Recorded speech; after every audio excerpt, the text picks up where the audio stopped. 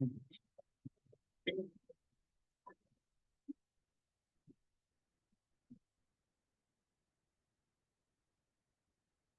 very good morning to everyone. I, Ms. Charu, Assistant Professor on behalf of Amity College of Commerce and Finance, wholeheartedly welcome Honorable Founder President Ashok K. Chauhan sir, Honorable Chancellor Atul K. Chauhan sir, Honorable Vice Chancellor Dr. Vivekanand Pandey sir, Deputy Controller of Examination Dr. Sushil Kumar sir, Deputy Registrar Dr. Navneet Kumar Yadav sir, Honorable Chief Guest CA Pallavi Jha ma'am, ICAI Chairperson Patna, Honorable Chief Guest Mr. Raghavendra Jha sir, Chief Financial Officer, Tessor Semiconductor Private Limited, Assistant Director, Amity College of Commerce and Finance, Dr. Ajit Kumar sir, all the HOIs, esteemed faculty colleagues, and dear students. Today we have assembled here for an exciting academic event, International Conference on Challenges and Recent Insights on Social Sciences and Information Technology, CRISSIT 2024. This conference marks a significant milestone in our journey towards fostering excellence in the field of social sciences and information technology. Throughout the proceedings, we have an impressive lineup of scholars, academicians, and experts who will share their innovative ideas in the realm of social sciences and information technology. I would like to request Honorable Vice Chancellor Sir, Sushil Sir, Ajit Sir, our Chief Guest, and all the HOIs to inaugurate this event with a lamp lighting.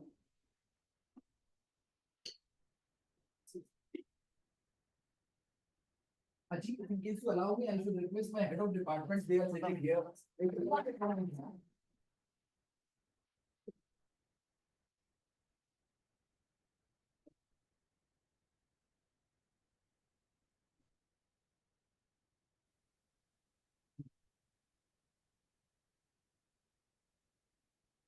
कुरुत्वं कल्याणम् आरोग्यं धनसम्पदः शुभं कुरुत्वं कल्याणम् आरोग्यं धनसम्पदः शत्रुबुद्धिविनाशाय दीपज्योतिर्नमोऽस्तुते दीपज्योतिर्नमोऽस्तुते शुभं कुरुत्वं कल्याणम् आरोग्यं धनसम्पदः शुभं कुरुत्वं कल्याणम् आरोग्यं धनसम्पदः शुभं कुरुत्वं कल्याणम् आरोग्यं धनसम्पदः शुभं कुरुत्वं कल्याणम् आरोग्यं धनसम्पदः शत्रुबुद्धिविनाशाय दीपज्योतिर्नमोऽस्तुते दीपज्योतिर्नमोऽस्तुते शुभं कुरुत्वं कल्याणम् आरोग्यं धनसम्पदः शुभं कुरुत्वं कल्याणम् आरोग्यं धनसम्पदः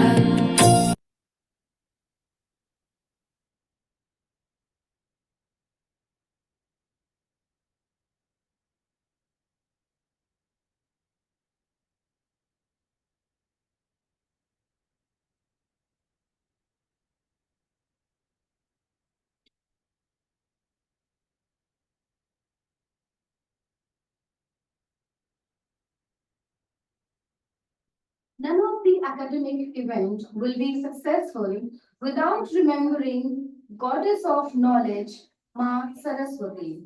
For this, Ananya Barniwal, student of BCom, is going to present a Saraswati Vandana followed by a beautiful dance performance.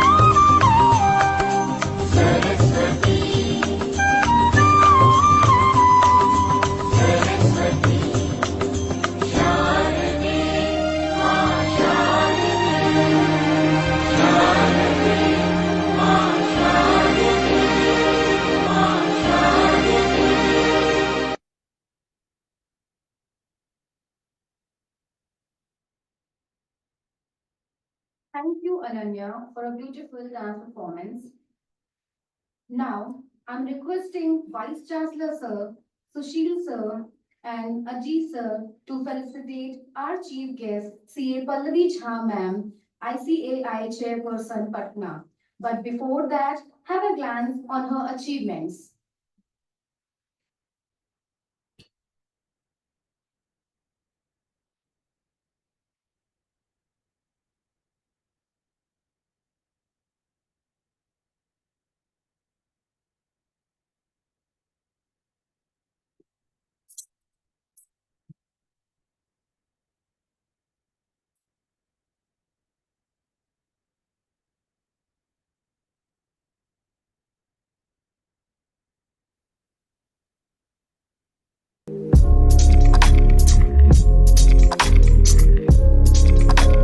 Ms. Pallavi Jha, a distinguished chartered accountant with nearly a decade of professional experience, currently serves as the chairperson for the Patna branch of CIRC of ICAI, representing 1,500 members and playing a pivotal role in the managing committee. Ms. Pallavi is a chartered accountant from the Institute of Chartered Accountants of India, and as a team leader at IPE Global Limited, Pallavi manages UNICEF led projects in Bihar and has significantly contributed as a subject matter expert. Ms. Jha is not just a finance professional, she is a leader, educator, and mentor dedicated to excellence in her field. Amity University Patna feels honored to welcome you.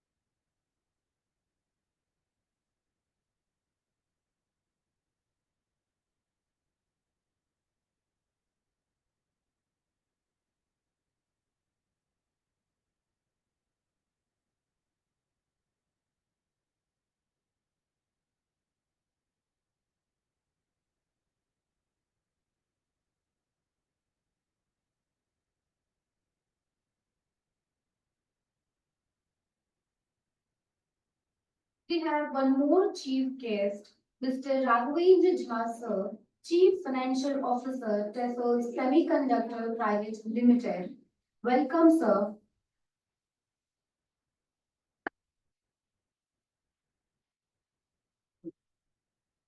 Have a glance on his achievements.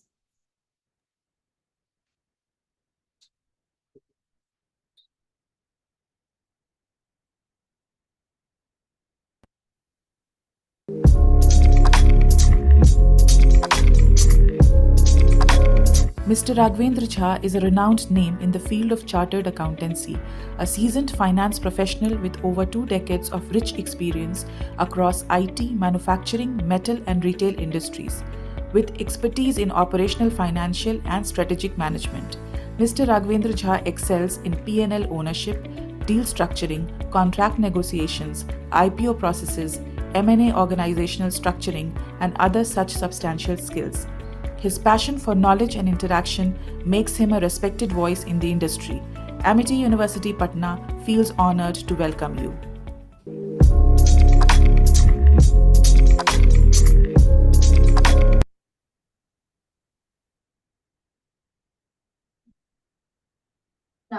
I would like to request Assistant Director of Amity College of Commerce and Finance, Dr. Ajit Kumar Sir, to address this event.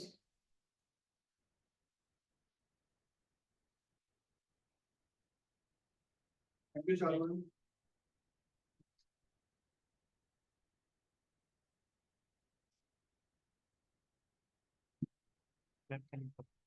With the blessings of Founder President Sri Ashok K. Chauhan Sir, Honorable Chancellor Sri Atul K. Chauhan Sir, Vice Chancellor Dr. Vivekanand Pandey Sir, Senior Vice President, Amity Education Group Sri U. Ramachandran Sir, Vice President, Amity Education Group Sri Gaurav Gupta Sir, I with immense pleasure extend a warm welcome to the distinguished guests, esteemed speakers, Controller of Examination Sri Sushil Kumar, Deputy Registrar Dr. Navneet Kumar Yadav, all HYs, my faculty members, and my dear students. To the International Conference on Challenges and Research Insights on Social Science and Information Technology 2024, organized by the Amity College of Commerce and Finance at Amity University, Patna. In a world that is rapidly evolving, the intersection of social science and information technology presents us with both opportunities and challenges. This conference aims to bring together brightest minds to explore and address these issues, fostering an environment of learning, collaboration, and innovation. As Albert Einstein once said, the important thing is not to stop questioning. Curiosity has its own reason for existing.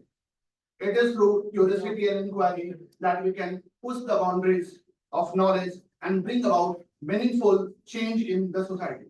Today, we gather to question, learn, and explore new frontiers in our respective fields. This conference is not just a platform to share research, but also a celebration of the power of interdisciplinary collaboration.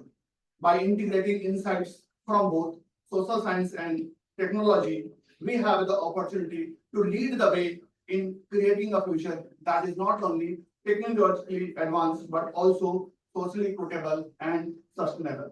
I would like to express my gratitude to our distinguished speakers who have taken out time from their busy schedule to share their expertise and insights. Your contributions are invaluable to the success of this conference. In closing, I encourage all participants to engage actively in the discussion, to challenge existing paradigms, and to seek out new perspectives. Let us make the most of this opportunity to learn from one another and contribute to a future that is both innovative and inclusive. Thank you for joining us today. I wish you all the productive and inspiring conference. Thank you. Thank you so much.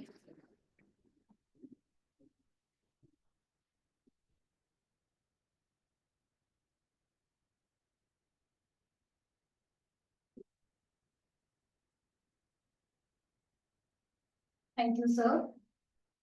Now, I would like to request Honorable Vice Chancellor Dr. Vivekanand Pandey, sir, to address this event.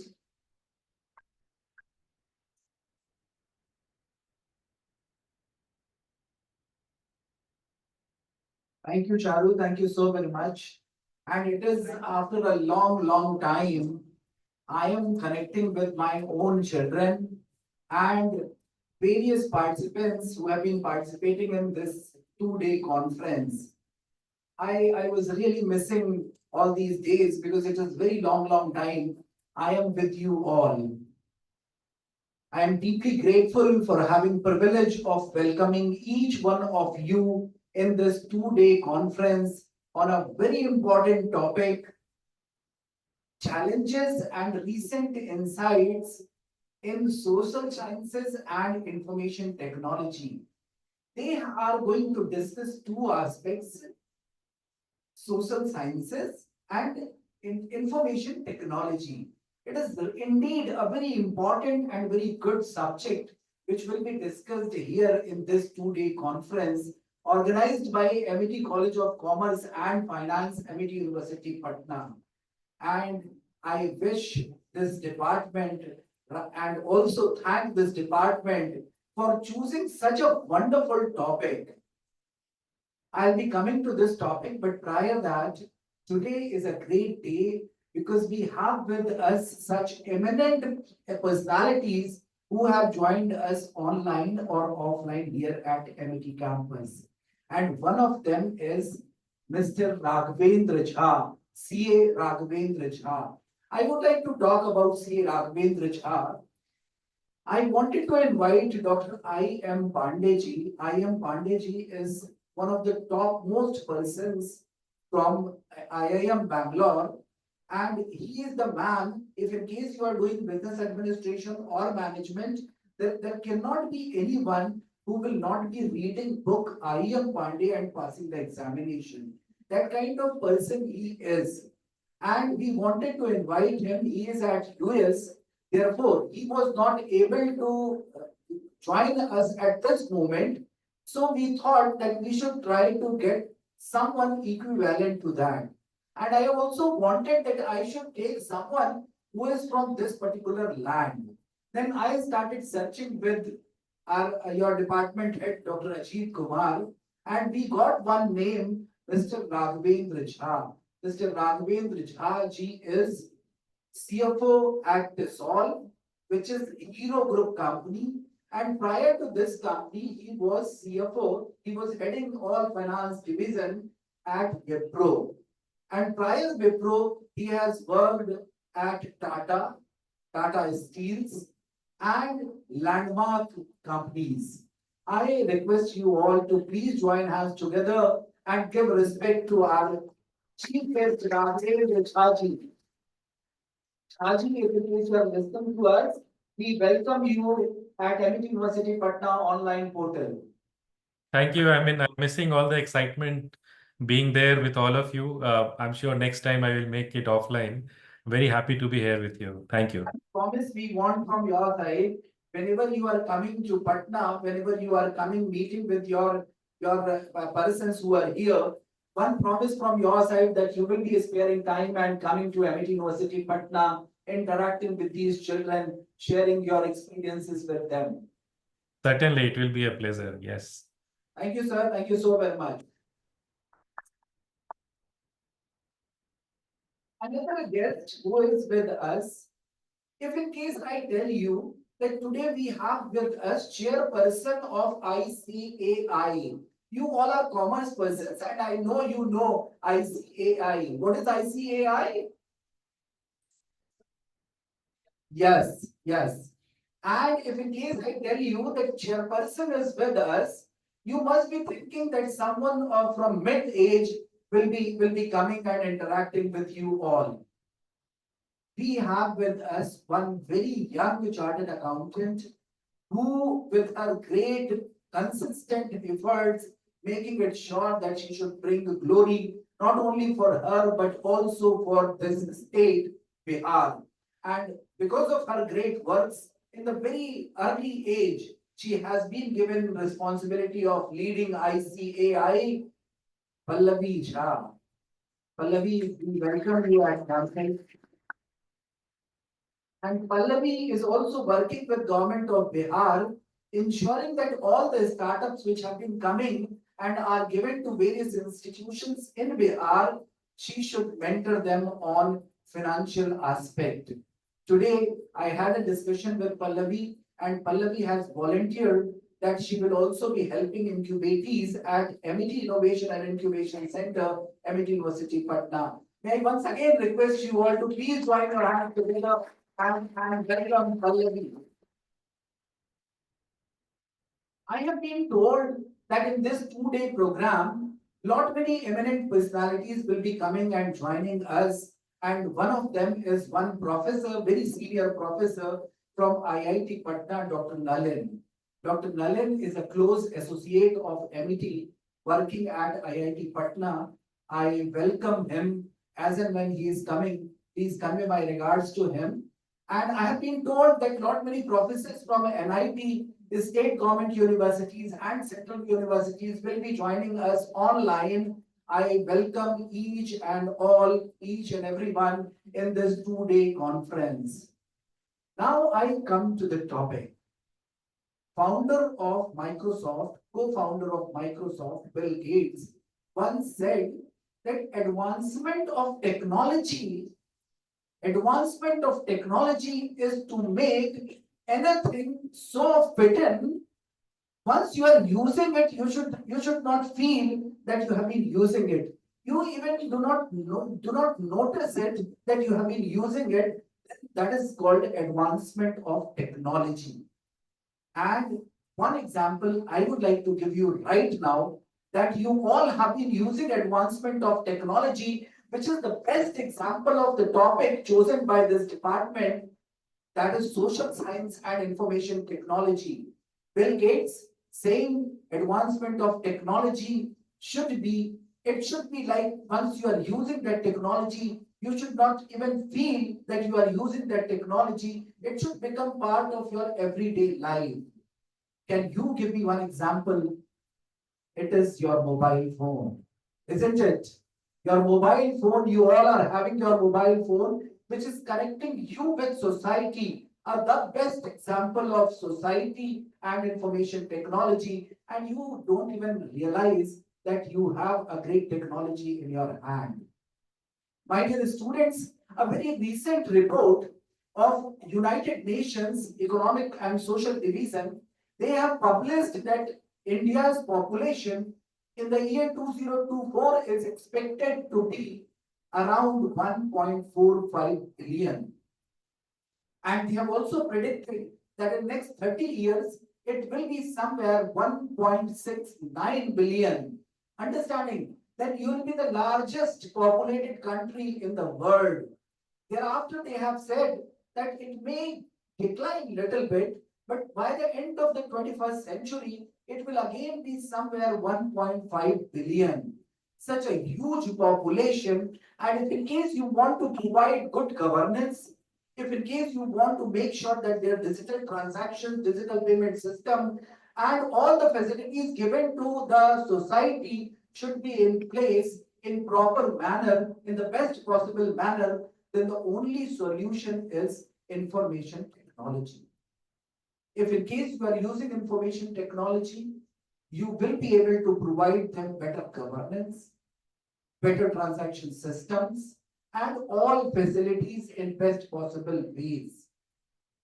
Big data, machine learning, artificial intelligence, these technologies have power to check the data, to examine the data, evaluate the data, and predict the future for you and help you in taking best decisions.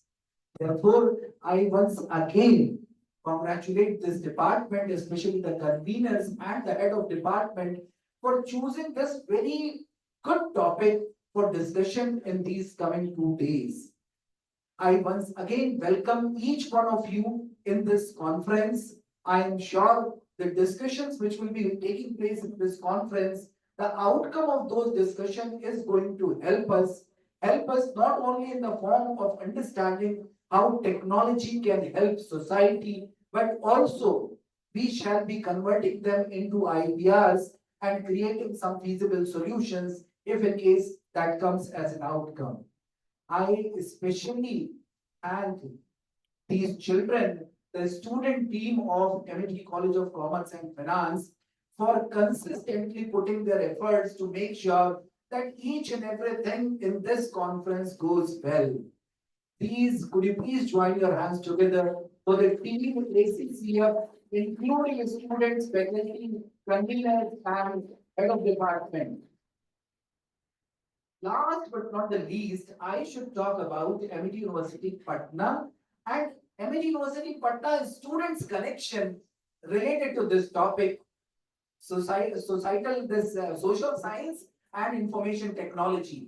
I should tell you that in 2023, our students, MIT University Patna students, in order to only provide ease to the society, to the large masses, they developed one technology. That technology is blockchain artificial intelligence based technology named PARTH. And they transferred that technology to Ministry of Defense, Government of India. Second technology, the very same department, students have been working on providing again a blockchain and artificial intelligence based technology to Bihar Regimental Center, Ministry of Defense, Government of India. Name is Hum Aapke Saath. Soon that technology will be transferred to Bihar Regimental Center. So this way, MIT is also constantly working to make sure that information technology and society both should go hand in hand together and should work for development of our society and in sequel our nation. Wishing this department all the very best for this 2 day conference, and I'm hoping that after 2 day a report will be submitted to the university wherein some new solutions, some new techniques, some new technologies which can help our society to make our society even better will be coming. With this note, I am once again thanking each one of you. Thank you so very much.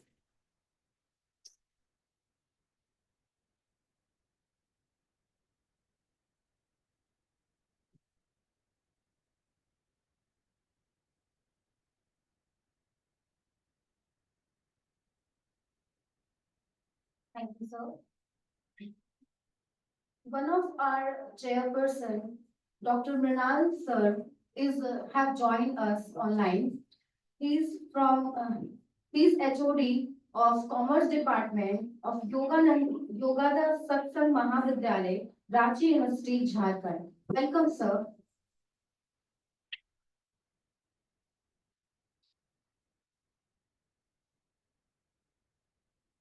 May I now invite to Mr. Raghavendra Jha sir to address this event with his valuable words.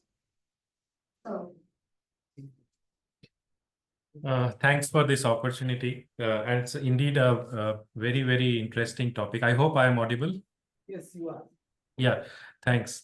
I'll cover certain quick aspect on why this is an opportunity for us. The topic of conference is very relevant, and I start with wishing all the success for the 2 days and a great output. But if you start looking at opportunities, like Dr. Pandey mentioned, the favorable demographics is something which will play a very key role. And just to cite some of the data point, the population which would have come in our country after 2001, we call them Gen Z also, Generation Z or Generation G. That number could be anything, north of $600 million, which means 60 crore or more, young talent. And that population benefit drive the growth in technology and technology oriented platforms, because the usage will be as more with the younger population, and therefore the demographic dividend is going to be available with us for long. If I shift to the another opportunity, we will see that the rising internet penetration, the access to data, the access to the network is another key thing which will drive information technology and society integration and opportunities therefore. Again, I can cite some of the data point that the growth in internet penetration or increase of subscriber is almost running at 20% CAGR, which is the compounded growth rate, which means that in current base of almost 90 crore user, every year we would be adding more than 15 crore user, and that will also correspond to the population growth and the Gen Z and Gen Y, whatever terminology you want to use. We will see more and more adoption of rising internet uses. Then along with that, we also see very, very optimal infra cost. So what I mean by saying that, if you have to use, say, for example, UPI or online, e-commerce or anything which is technology driven, those infrastructure are very, very affordable and low cost. I don't have to mention, any strata. I think bottom of the pyramid in our population is accessible to all of them, and it does not cost anything in a way. So that's another foundation or route which we have evolved as a country, and I think that will drive 2 days topic of conference, and this reference would come multiple time This is an important catalyst, for society and IT to merge and evolve much more beyond where we are today. The customer expectation at the same time is rapidly changing. I mean, you and I and our families, a few years back, I was given an example that you had made an aloo paratha and you just realized that you don't have curd at home. Before your paratha gets, out of the, plate, the curd will reach your home. This is called Q-commerce, right? Quick commerce, and you have seen a lot of funding related news through Zepto, raising fund, or Zomato becoming more, valued for Blinkit, that they have in their portal, or Swiggy has Swiggy Mart, and so on and so forth. So this also demonstrates that the customer expectation and experience is driving through towards more and more instant, experience that they want, and the quality is also not compromisable. So you want everything on your fingertip, and that is possible, and that's evolving much more faster, wherein technology development, consumer behavior expectation changing, changing behavior rapidly, consumer, their priorities. In fact, even for travel, I mean, you go outside India, within your city, outside your state, your intervention on IT is immense. I mean, you can't think likewise, when we were in our childhood, the trigger of travel will come with an excitement that you get an opportunity to go and stand in front of railway ticket counter, right? I mean, those are, I don't think in the generation which is sitting, largely the majority of people sitting in this room would have most likely never visited the counter, railway counter, or a airline counter, and they would have only adopted IT means. And last but not the least, I wanted to touch upon a huge data set and related intelligence which has evolved around us.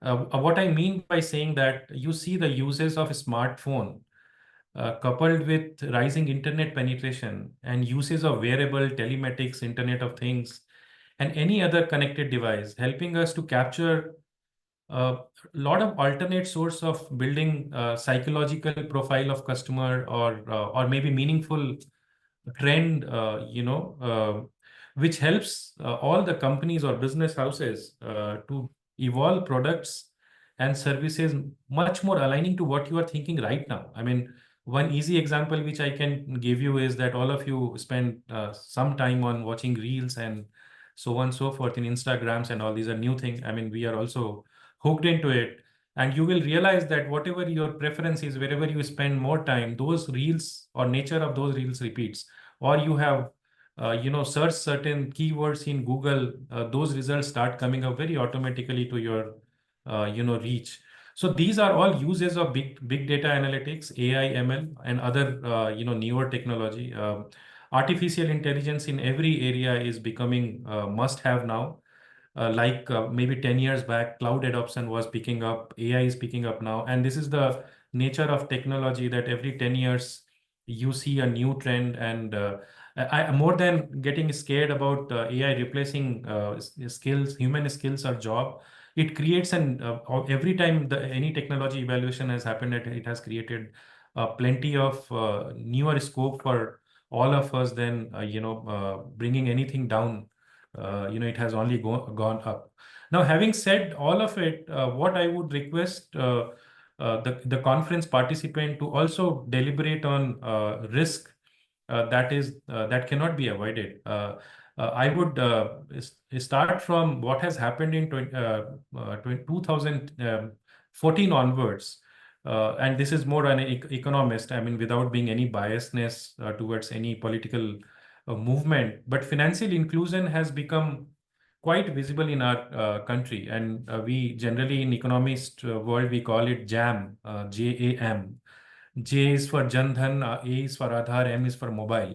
So if you consolidate all that, alphabet, it is JAM, JAM.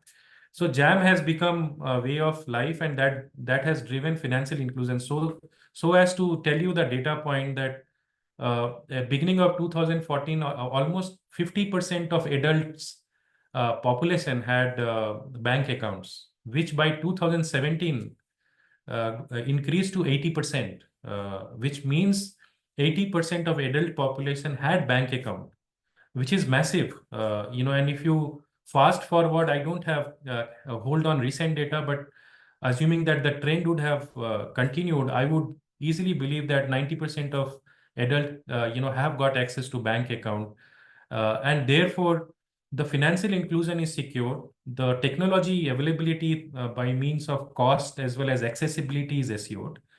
So what is the risk that we should not miss it, right? We should not miss cyber security related risk, which is largely driven whether you are cloud, adoption, you are serverless computing, or you are doing edge computing, you are into intelligent automation or a big data analytics, managed services. So this is an important aspect.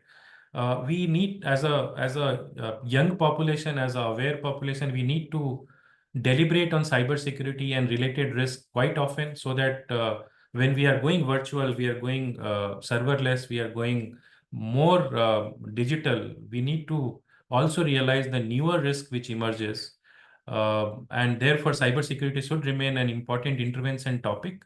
The last point that I wanted to cover relates to the industry that I belong to currently, is semiconductor and chip. I see government's commitment and industrial participation in this area in a massive way. I would encourage all of you to understand semiconductors participation in information technology or digital evolution, or how is it going to change economic platform of country like India. We are estimating semiconductor industry should be more than $100 billion by 2030 alone, which means that what growth would have come 30 years through IT industry, next 15 to 20 years, similar job creation or opportunity creation or revenue creation for country should be driven by a few of the prominent industry, and chip or IC design or semiconductor industry should lead it.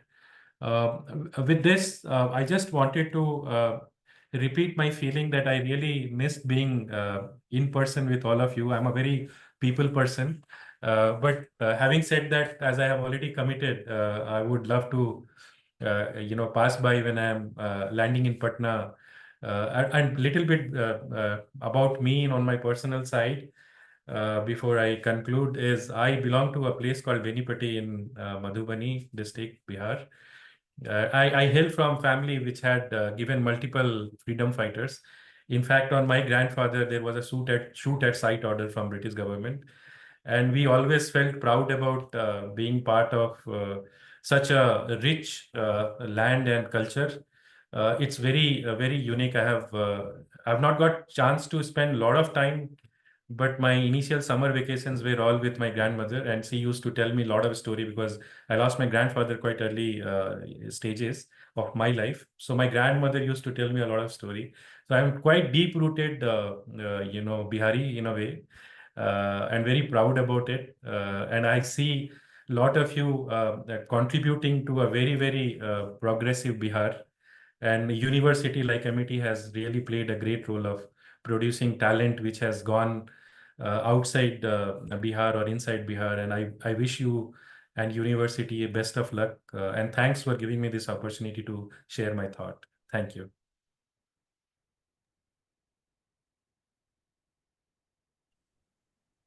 Thank you so much, sir, for the inspiring, valuable words. May I now request to CA Pallavi Jha ma'am to address this event with her valuable words. Ma'am.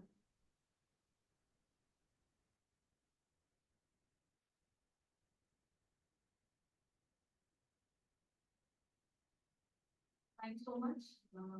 I would first like to thank the university for inviting me, and especially VC sir. Thank you so much for inviting me with the very senior member of institute. I was not aware that Raghavendra sir is also a chartered accountant, and I felt delighted that I could interact with one of the senior chartered accountants hailing from Bihar and attaining such a very prestigious position in a very one of the biggest companies in India. So it's my privilege and honor to stand in front of you and speak about the topic or the on the for your international conference. If I may seek permission, sir, can I use the hand mic and is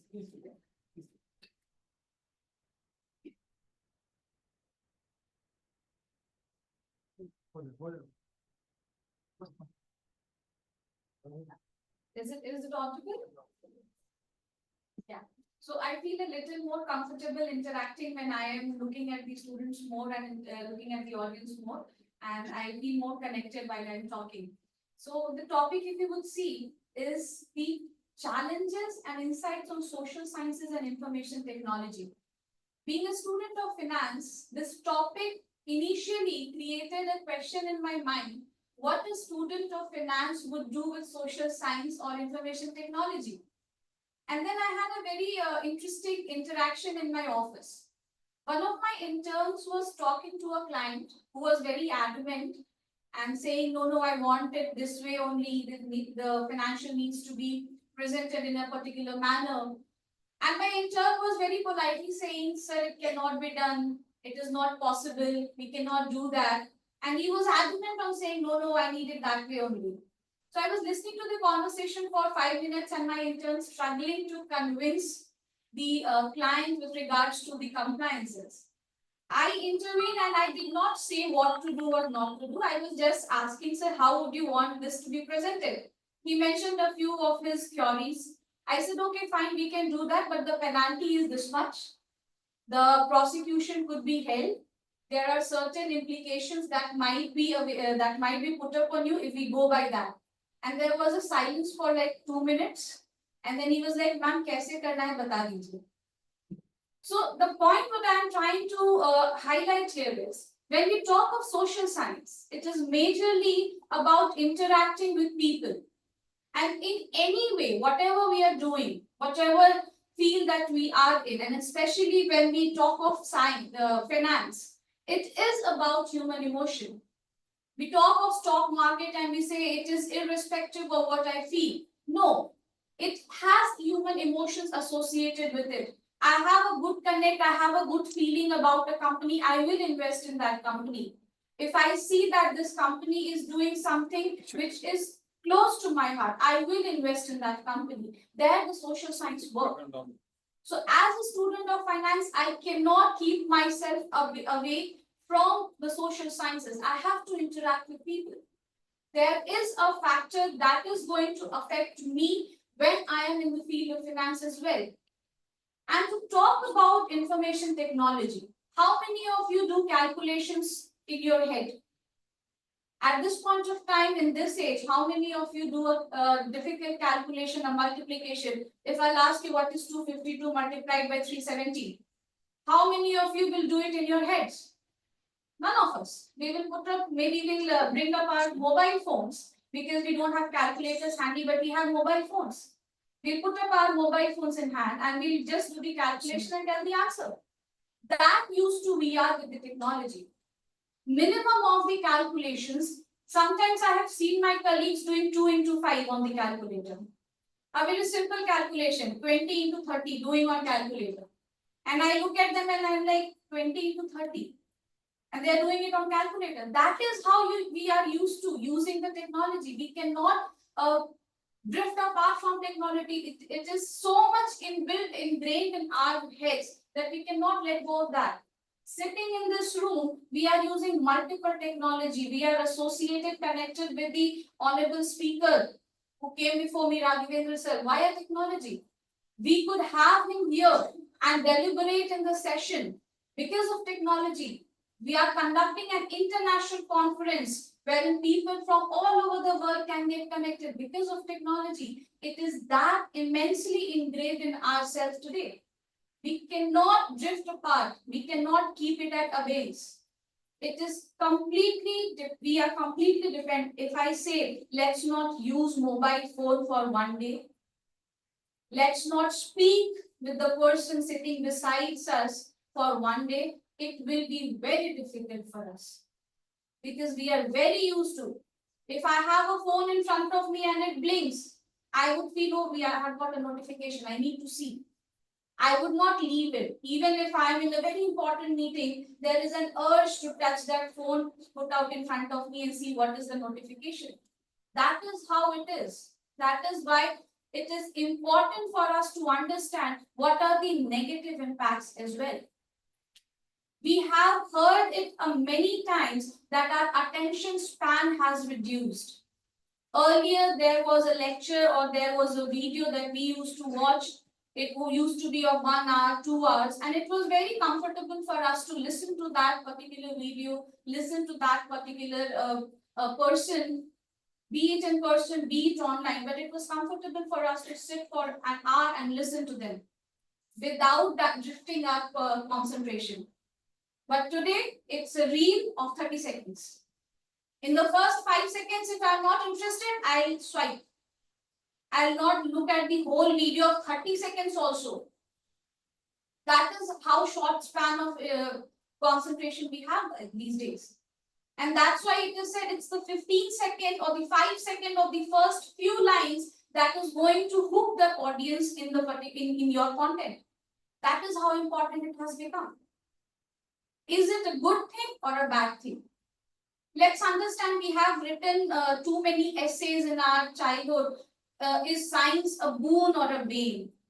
And we have all understood that there are perspectives where the science has given us a lot many good things. But there are certain things wherein if we are misusing the technology, misusing the inventions, it can be a very bad, it can have a very bad effect. Same goes with social science and technology. And let me tell you, these are not two very different things. These are both very interconnected things. As a student of finance, as a student of commerce, we are using social science, social media. If I am a businessman, I want to advertise my product. I will not inadvertently advertise it to anybody. I have my customer demography. I know who needs my product. I know who needs to understand the product and who would be using this product. When I will do the advertisement on social media, I will use the technology to understand the demography, and I would want my advertisement to be run only to those age group or profession or maybe area, whichever way I am categorizing my audience. I will only use the advertisement for those sectors that is only available, that I only have the choice because the technology has given me that power. Otherwise, I would have blindly advertised it to everybody.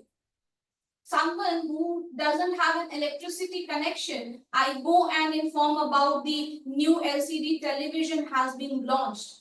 They don't know, they don't understand, they don't need it, they need electricity. There is a very, everybody knows about the company Bata. We know about it. It's a shoe company, footwear company. When it came to India, there were two people and both of them were asked to analyze the demography, and one of them said, "Sir, we don't have too much of customer because people do not use too much of footwear in India." And the other one said, "Sir, we have huge market potential because nobody is using footwear and we can introduce it." So there are two perspectives to it. So when I will be doing the data analysis, I can do that only if I have the correct set of data, which I'm collecting from social media, from technology, which has enabled me to make my money in a proper, invest my money in a proper manner. I don't misuse that money. That is how important these two aspects are. Now we understand that it is going, it might be critical. It is important to use it in a proper manner. It is important to understand that it should be our assistant and we should not be dependent. When I say this, that it should be our assistant, it means when I have to, let's say if I have to present a report, I don't put in 2 hours of my time drafting it, but I can take help of ChatGPT. Everybody uses it these days. Anybody can use ChatGPT, put up the data that they have and create a report out of it. I'm not saying just copy pasting that, but it has created a draft for me. I can look at that draft, I can use it, I can personalize it with my own analysis, and I can present that data in front of the audience. That is how we need to use it. We cannot be dependent on it. It is only going to answer the question that I am going to ask. If I am asking a correct question, it is going to give me a correct answer. And the answer that it is going to give is based on the data that it already has, but it does not have my skill, my analytics. It cannot have that. It cannot replace me. It can only assist me. And that is what we need to understand. These days, we try to just copy paste whatever is given on the social media or chat GPT. That is now what it is supposed to do. It is supposed to assist me. Whenever we start taking assistance from these technological advancement, that is what it is supposed to do. And that is how it is going to ease my work. And when I am using it to ease my work, I have more time to focus on more important aspects of analysis, my skill building, and transforming it in a better manner. So that is how it needs to be used. I cannot blindfoldly use it just for the sake of using it and just copy pasting it. That is not what it is for. And that is the challenge that we need to cater to. We have to understand when I am using information technology, when we are using social media for our help, it needs to be an assistant and not a dependence. And with those notes, I will leave it to you to understand how you need to use social media and technology and help yourself in building your skills. Thank you so much for listening so patiently. Thank you so much, sir.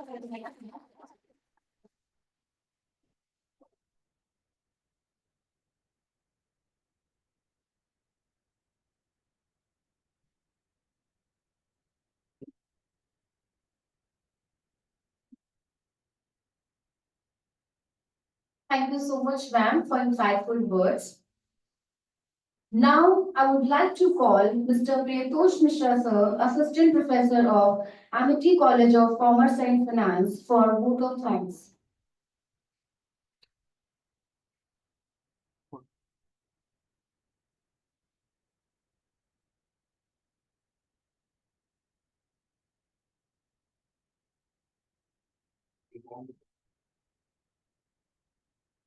Good morning to all of you. It is my privilege to say vote of thanks on the field. On behalf of MIT College of Commerce and Finance, I, Priyatosh Mishra, Assistant Professor, Human Resource Bank. Now, thanks to our committee to organize the beautiful event. I, on behalf of the organizing committee, convey deep regard and hearty thanks to our Honorable Vice Chancellor, Dr. Vivekan, Vice Chancellor Dr. Vivekan Pandey sir, MIT University Patna, for his continuous support and motivation. I am very grateful to our Vice Chancellor sir for giving us an opportunity to organize this event. We are immensely grateful to our esteemed chief guest of the event, CA Pallavi Jha ma'am, Chairperson ICAI, and Mr. Raghavendra Jha sir, CFO Chief Financial Officer, Telso Private Limited, for the sharing their invaluable insight and expertise with us. Your presentation have truly enriched our understanding of the ever-evolving landscape of the information technology and social sciences. We are sure that the participants have learned a lot from this valuable session. Thanks once again to all for accepting our invitation and for being here with us today. I would also thank Dr. Sajid Kumar sir, Assistant Director, ACCF, for his guidance and engaging presence. Our sincere thanks to Dr. Sushil Kumar sir, Controller of Examination, and Mr. Navneet Yadav sir, Deputy Registrar at MIT University, and all HOIs for their continuous motivation and support, and sir and ma'am. Last but not least, I would also like to thank Administration Department and Non-Teaching Department for this remarkable support. Thank you very much, all of you, for joining us. Thank you very much.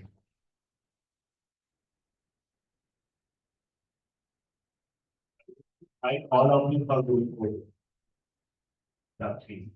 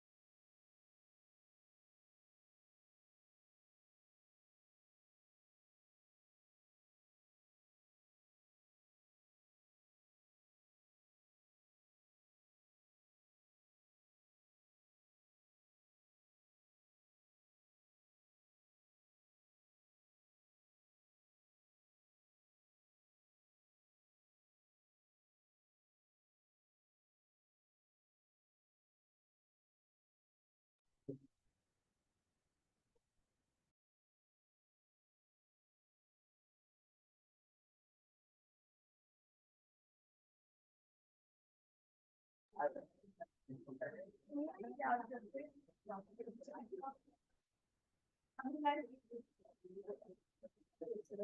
would like to inform presenters to join again with the respective link for paper presentation at 2 p.m. Thank you.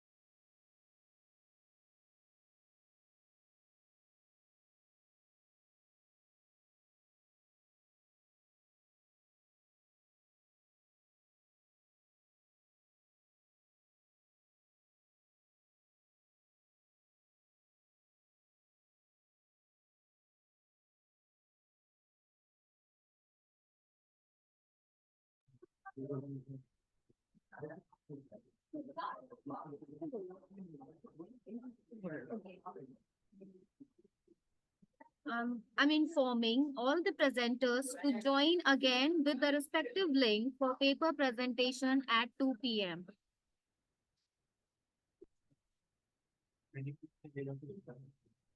I repeat, all the presenters to join again with the respective link for paper presentation at 2 p.m.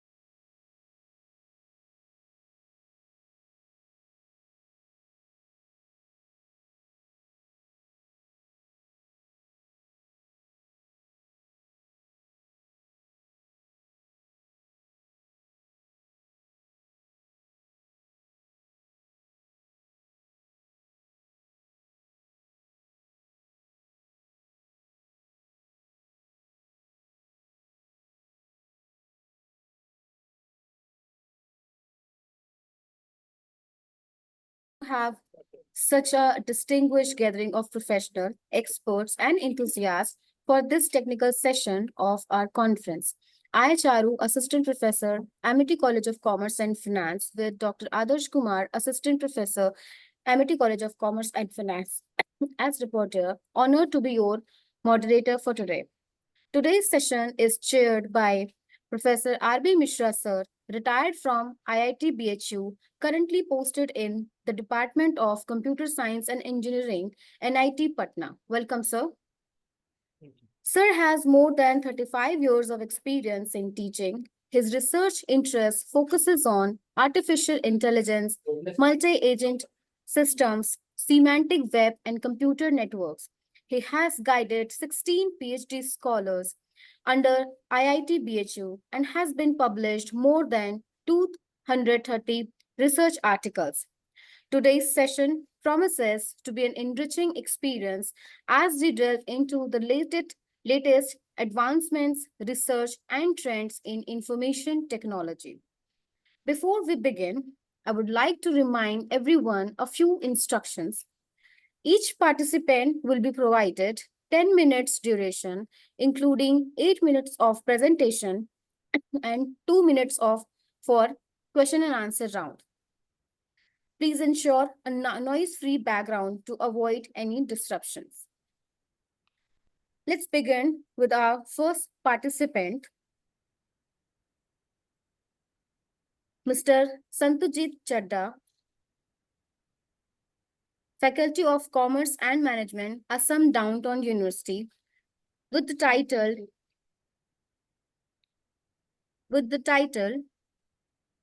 Intelligent E-Waste Management, Innovative Approaches for a Better World.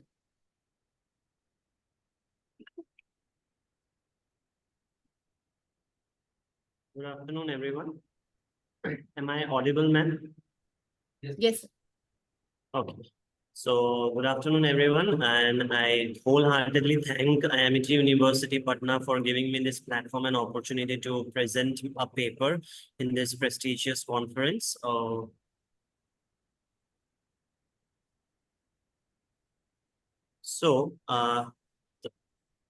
topic has slightly been modified from what it was in the schedule.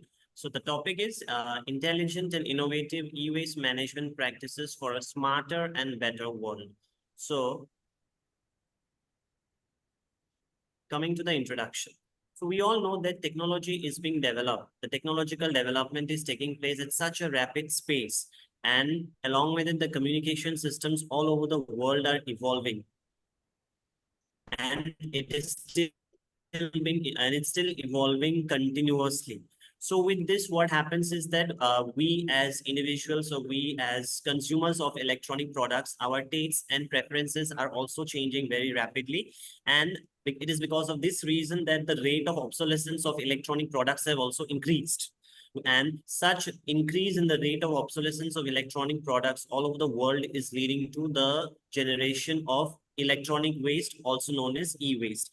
And along with technological development and development of communication systems, there one more thing which could be attributed to the generation, or to being as one of the reason for the generation of electronic waste, is growing urbanization and industrialization.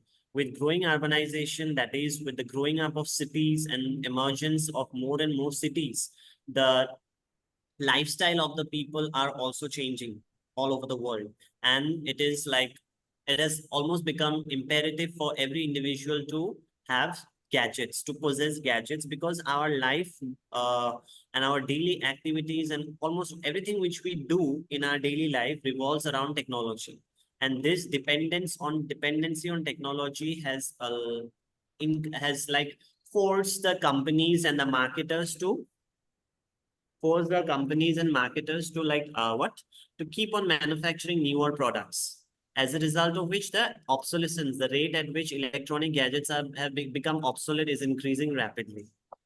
So this forms the background of the paper, and the concept of smart cities. The smart city concept is developing, is an emerging concept. And like, in order to in order to make the world a better place to live in, where sustainable development is being carried out, and at the same time, technological development is also made, and at the same time, it is also being made sure that the place becomes a better, the place where we stay, the city or the urban areas where we stay becomes a better place to live in. So for this, the smart city concept is very popular, becoming very popular. So these are some of the literature reviews that I have done, like pertaining to which mostly pertains to e-waste management and its role in urban planning.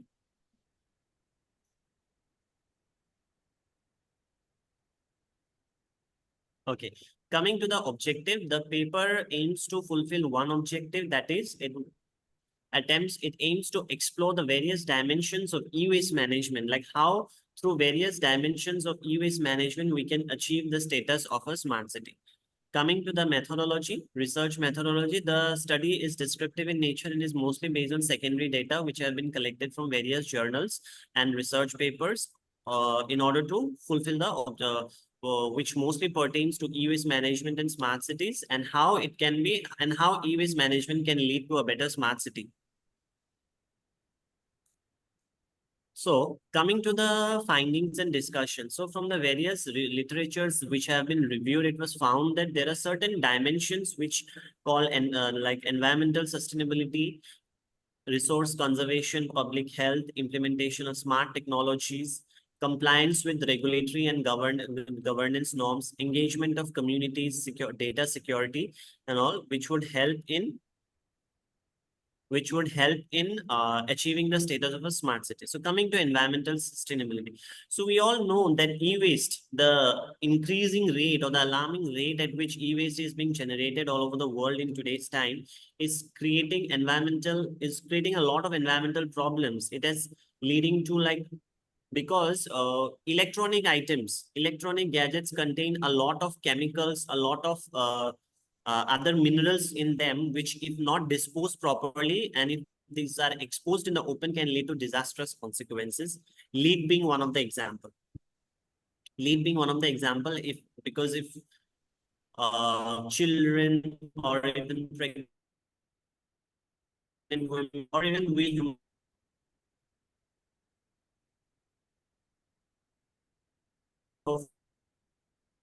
or any individual, if comes in contact with lead, is a major of e-waste cities as well, because the concept of smart city also says that environment, in the process of developing our city, we should also make sure that environmental sustainability is being enforced. Now coming to resource conservation. Now, e-waste management also leads to conservation of resources. How? Because if we are simply disposing of the electronic items without proper extraction of the minerals which they contain, so it will simply lead to wastage of the resources which could be again used in the manufacture of some other electronic items, not fully, but they can at least help, or they can at least aid in the manufacture of newer electronic gadgets. So which leads to a lot of energy savings, which leads to a lot of recycling of waste as well. Now coming to public health. So, as discussed in the first point, that is environmental sustainability, where e-waste poses a major risk to public health. Here, what we can say is that effective management strategies, like, for example, informal collection of e-waste. Now, when we say informal collection, it could be simply, a very simple example is that rack pickers. They are collecting the batteries of various electronic items which are being just thrown off. So if these things happen, the health of the public comes at risk. And this is something that needs to be looked into in detail, because it is extremely crucial. The policymakers or we as individuals cannot put ourselves to risk. Now coming to smart technology.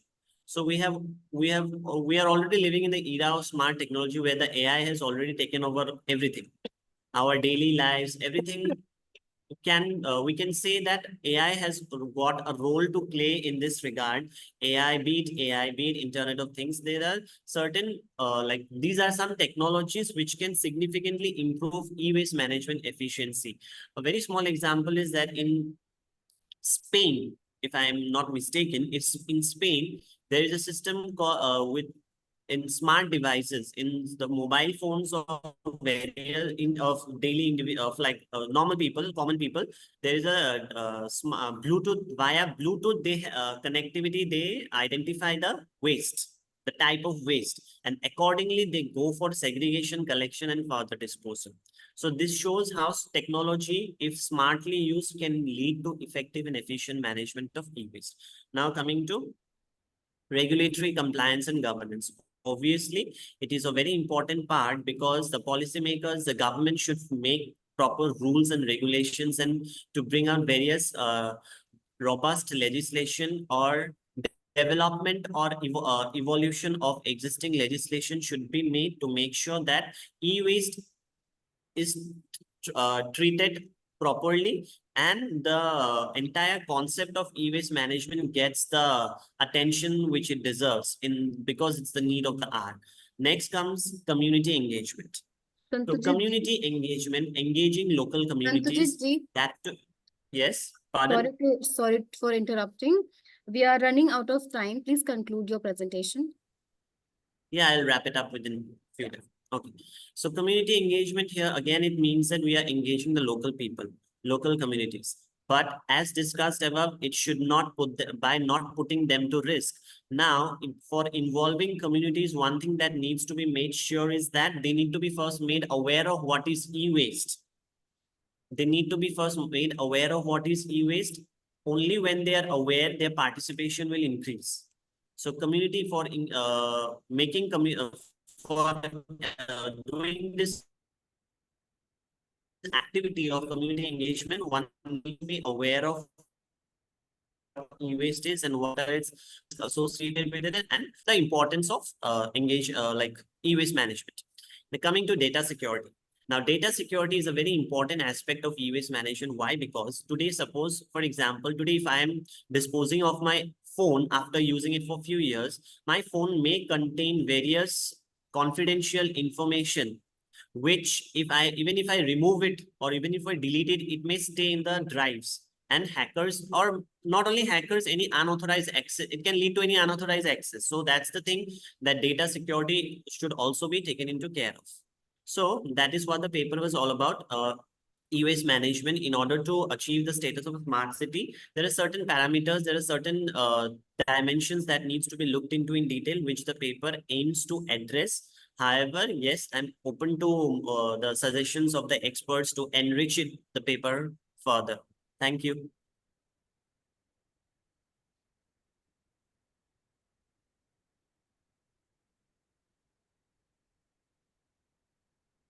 Oh, are you able to hear me? Hello, Yes, sir. you are able to hear me? Hello? Yes, sir. You're audible. Yes. So one query is there with this speaker. Where is that gentleman? Santujit, are you ready for the question and answer round? Yes, ma'am. You are Yes. present. So one query is there. What is the AI methodology and IoT technology is helpful in the waste management? Sir, Can you I'm hear me? not being able to hear you properly. Are you able to hear me? Yes, Able yes, to- but your voice is a bit breaking. Okay, then let us see.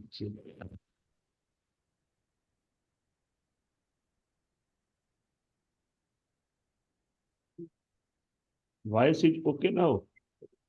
Yes, Yes, Hello? sir. Are you able to hear me? Yes, yes, yes. Now I can hear you. So what is the AI methodology you have just mentioned? And Sir, IoT, artificial. Yes, sir. AI methodology, AI, artificial AI intelligence. technologies. Yes, yes, yes. So How, AI technology is yes, okay. tell me. How So it in is helpful? so How, what did how, you how it is helpful in e-management? how it is helpful? Okay. Hmm. So sir, the thing is that while I was reviewing various literatures, I found out that in some European countries like Germany and France, what they do is that people install sensors. People install sensors in their mobile phones. And these sensors and there are smart bins. There is a concept called smart bins where and the sensors are attached in those smart bins as well. So what happens is that the moment you take a picture of any waste item, for example, the most basic could be the one which is organic or the one which is non-organic. The moment you take a picture of it, it'll identify, the waste will be identified right in your home itself, and as well as the smart bin, the bin in which you are going to put the waste. So this is how they do it, with the help of sensors and using AI mostly. This is all IoT technology, not specifically AI, but it is IoT technology. IoT.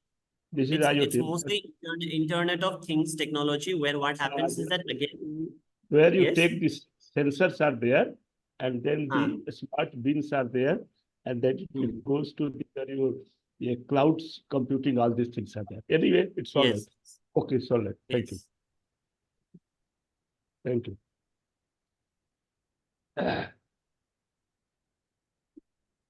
Our next participant is Shabana Banu from University of Department of Commerce and Business Management, Ranchi University, Ranchi. Title would be Agriculture in Digital Age, a critical analysis of minimum support price, crop insurance, and marketing in Jharkhand after a new economic policy. Very good afternoon, ma'am.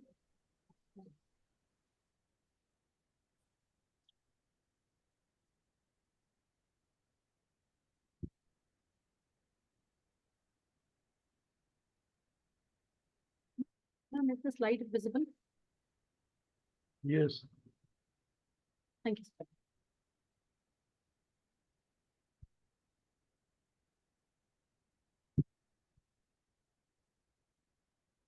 A very good afternoon to the panel members, research scholars, and professors present here. I, Shabana Banu from Ranchi University, Ranchi. Here, I'm grateful to all the members and Amity University for giving me an opportunity to present my paper. I'm here to discuss on the research paper titled Agriculture in the Digital Age, a critical analysis of MSP crop insurance and marketing in Jharkhand after the new economic policy. The plan of my presentation is introduction and objectives, literature review, methodology, discussion, resultant discussion, conclusion, and references. In my paper, I'm presenting here to discuss on the transformative impacts of digital technology on agriculture in Jharkhand, specifically focusing on MSP, crop insurance, and marketing after the new economic policy. As we all know, the new economic policy, which came into 1991, liberalization, globalization, and privatization were the main aims of the economic reforms. We will explore how digital innovations have revolutionized these four aspects, bringing transparency, efficiency, and direct farmer management. In examining the MSP, this article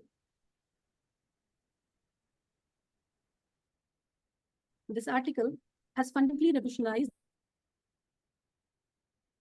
Crop insurance stands as a linchpin of risk mitigation for farmers.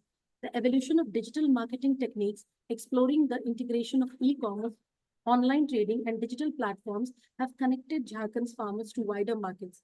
These digital interventions bring transparency, efficiency, and direct farmer engagement while mitigating the role of intermediaries in the pricing and procurement process. Now I'm here to discuss about the new economic policy. The new economic policy, commonly known as liberalization, privatization, and globalization, has a pivotal shift in India's economic landscape. Introduced in response to a severe economic crisis, the NEP aimed to transition India from a closed and controlled economy to a market-oriented one integrated with the global economy. These reforms have profoundly influenced various sectors, including agriculture. Agriculture in Jharkhand. My topic specifically insists on Jharkhand. Therefore, agriculture in Jharkhand is a significant component for the state economy, and agriculture is a means of livelihood and employment for most of the people in Jharkhand. Hence, it plays a crucial role in the livelihood of the population. Jharkhand's agriculture plays a crucial part in its economy, having diverse crops such as rice, maize, pulses, and oilseeds. The state also produces fruits like mangoes on sustainable farming practices and the integration of digital technologies. The digital transformation is aimed to improving access to information, market prices, and government schemes. Moving on to minimum support price. Minimum support price is a price at which government assures to purchase agriculture produce from farmers, thereby providing them with a minimum level of income security. Jharkhand predominantly cultivates crops like paddy, rice, maize, pulses, and oilseeds. Procurement of crops at MSP is carried out through government agencies like Food Corporation of India and the State Civil Supplies Corporation. In recent, we have seen that Jharkhand, like other states, have been integrating digital technology to make MSP-related processes more efficient and transparent. Digital platforms and apps are being used to disseminate MSP information and facilitate online. We all know that the poor farmers have to face many problems and failures of monsoon and man-made issues. Crop insurance is a very much necessity for all the farmers in India. Crop insurance in Jharkhand primarily operates through government-sponsored schemes, with the flagship program being the Pradhan Mantri Fasal Bima Yojana. The state also implements other insurance schemes such as restructured weather-based crop insurance. Digital technology has played an important role. It has integrated into the crop insurance process in Jharkhand, making it more efficient and transparent. Farmers can now enroll, file claims, and receive payouts through online platforms and mobile apps. Next, we move on to the marketing. Agricultural marketing is a crucial aspect in agriculture sector involving the sale and distribution of agricultural produce from farmers to consumers. Jharkhand has a network of regulated markets known as Agricultural Produce Market Committees, APMCs or mandis, where farmers sell their produce. These markets play a vital role in marketing of agricultural commodities. In recent years, digital markets initiatives have gained momentum in Jharkhand. Online platforms and mobile apps are being used to connect farmers directly to customers, consumers, or bulk buyers, reducing the reliance on traditional intermediaries. The government of Jharkhand has also introduced various schemes. ENAM is a platform, Electronic National Agricultural Market, commonly known as ENAM, which aims to create a unified national market for agricultural commodities. Digital marketing initiatives offer opportunities to improve transparency, reduce post-harvest losses, and increase farmers' income by providing access to wider customer base. There are many challenges associated of digitizing in agriculture sector. Jharkhand faces many challenges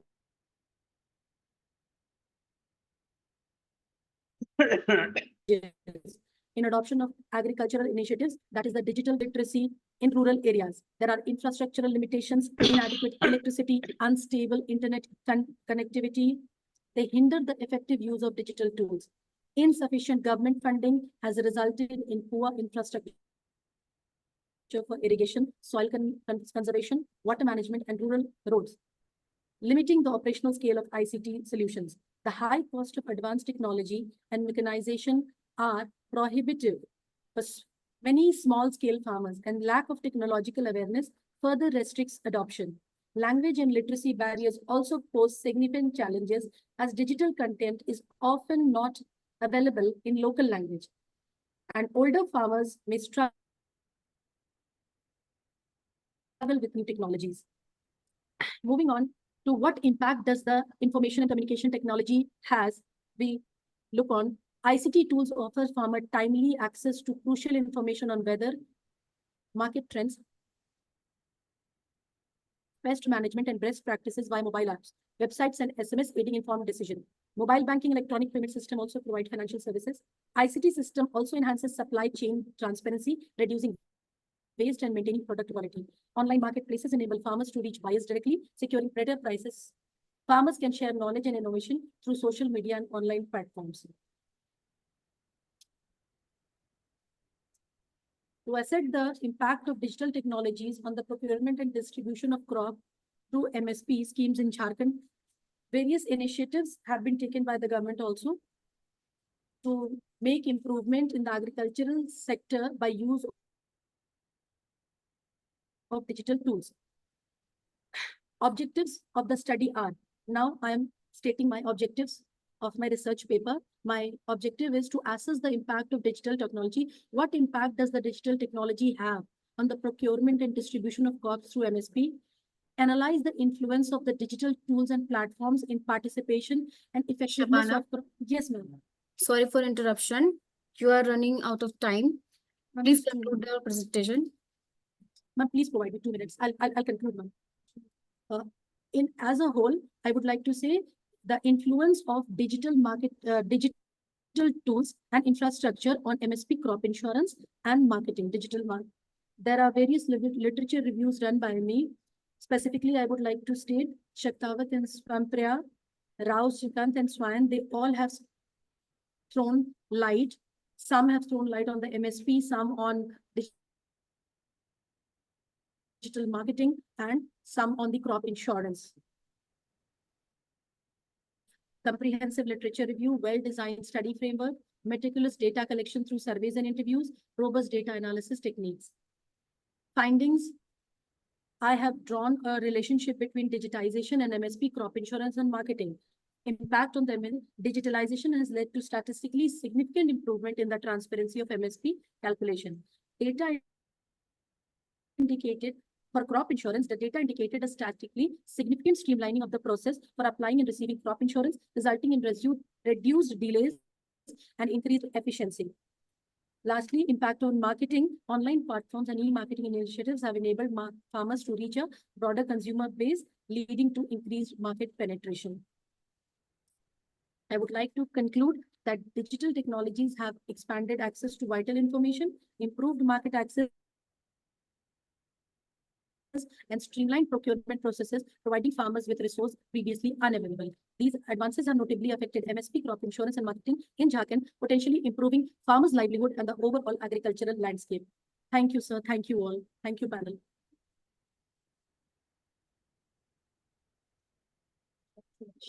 Stop sharing. Escape the way. Stop sharing. Hello. Yes, sir. Are you able to hear me? Hello. Yes, sir. Yes, sir. You're audible, sir. Achha. There are two queries are there. You have mentioned ICT. ICT. What is this ICT? Sir, information and communication technology, sir. Information. And communication technology. So how it is being implemented or useful in your work? Sir, what infrastructure of ICT you think that it will be helpful or useful?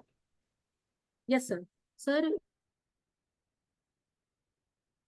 ICT. The infrastructure, the various tools and tech apps, sir, digital app and the various platforms given by the government, state government and the central government, they are really beneficial for the farmers and agricultural experts, government officials. Do you for just a minute. finding a solution? Yes, Do yes, you sir.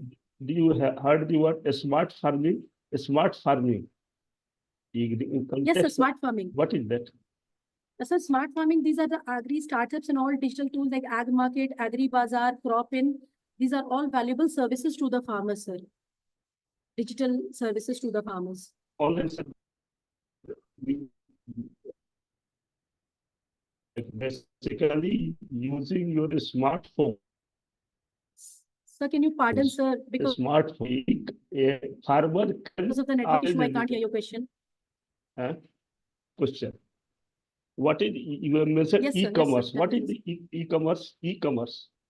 What is e-commerce? Sir, e-commerce is the online buying and selling of the products, sir. The various Amazon, Flipkart, Alibaba and all, Myntra, Meesho, these are all the online platforms through which the manufacturers. Are you familiar with the term B2B, B2C and C2C? Yes, sir. Yes, sir. Business to business, business to consumer, consumer to consumer, business to government and everything, sir. Where is the auction comes in which category? Auction. You know, auction. Yes, sir. Yes, sir. Which category it comes?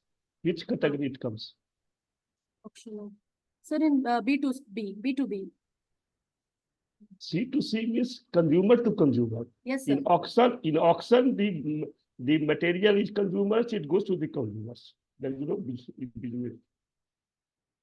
C2C. Auction. So please- Auction is C2C. Anyway, Okay, sir. anyway. Okay, thank you. Thanks for the beautiful thing I Thank you. learned from you, sir. Thanks for the knowledge. Thank you, sir. Thank you, Shabana. Thank you, ma'am. Our next participant is Ruby Kaushik from Gurukul Kangri, deemed to be University, Haridwar, presenting on harnessing artificial intelligence, transformative applications in commerce and consultancy firms.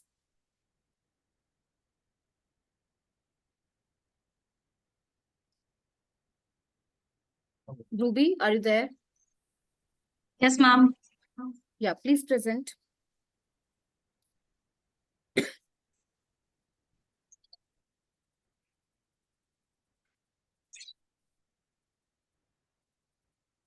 Ma'am, is it visible?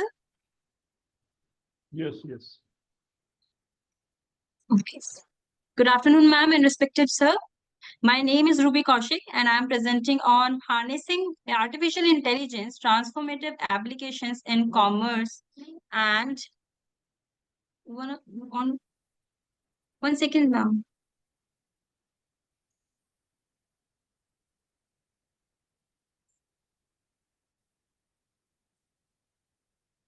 Commerce and consultancy firms. So,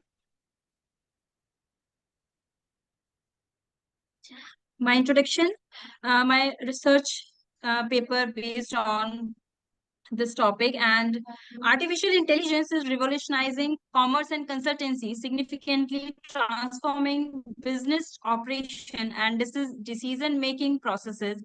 This study explored the latest departments in AI adoption within these fields, pinpointing existing gaps and proposing actionable guidelines to address them.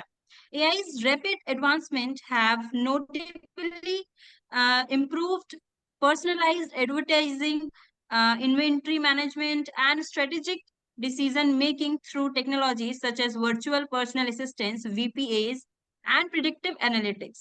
These tools enable businesses to tailor their services, stream supply chains, and make informed decisions based on data-driven insights. However, alongside these benefits, AI introduce challenges such as ethical concerns, scalability issues, and impacts on workforce dynamics.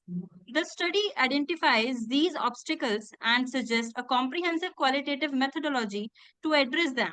This approach includes an extensive literature review, detailed case studies, and interviews with key stakeholders to gather diverse perspective and experience.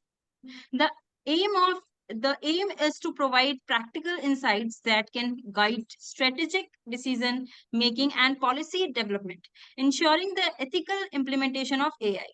By doing so, the study seeks to maximize AI's potential to drive positive change and sustainable economic progress.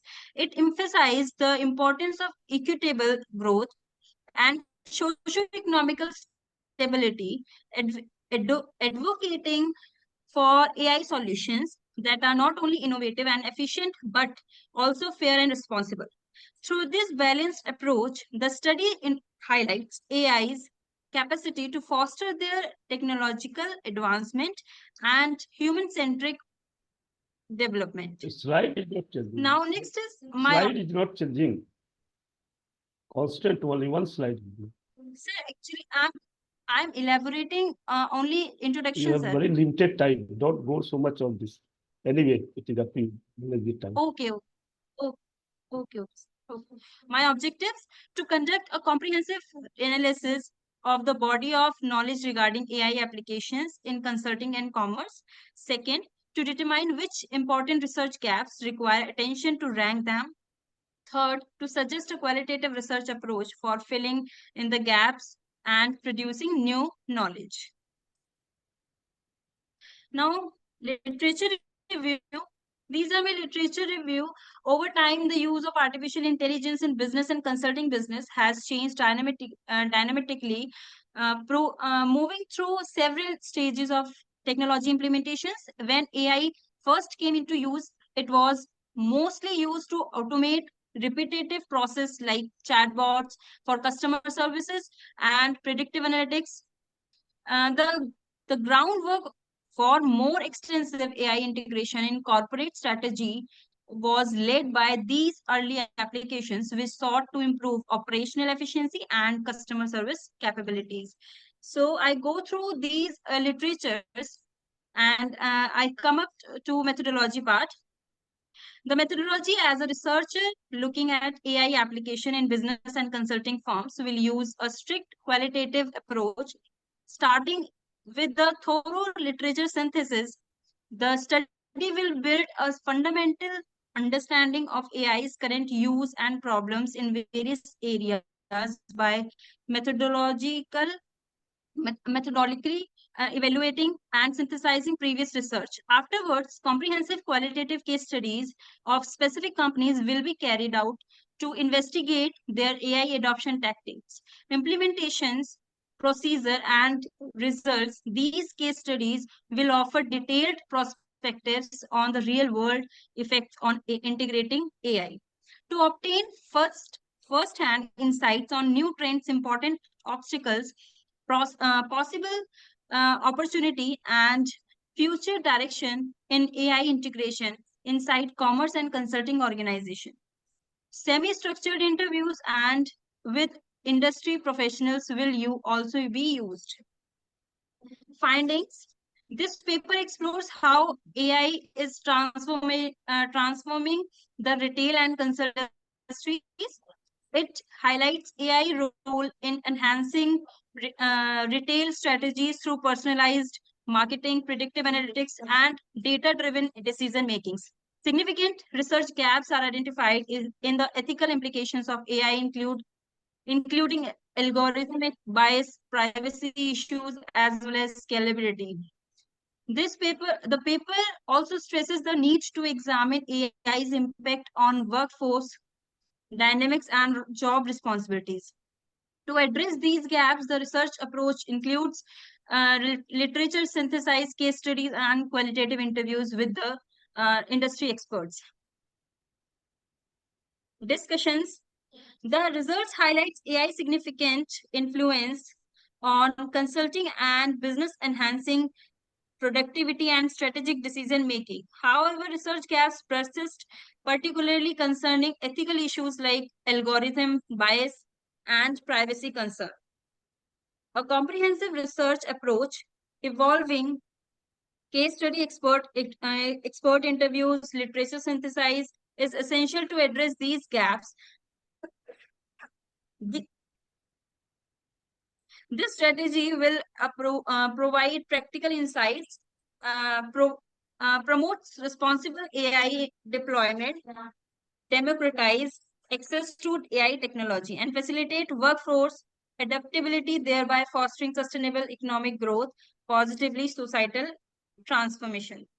And these are my references, sir.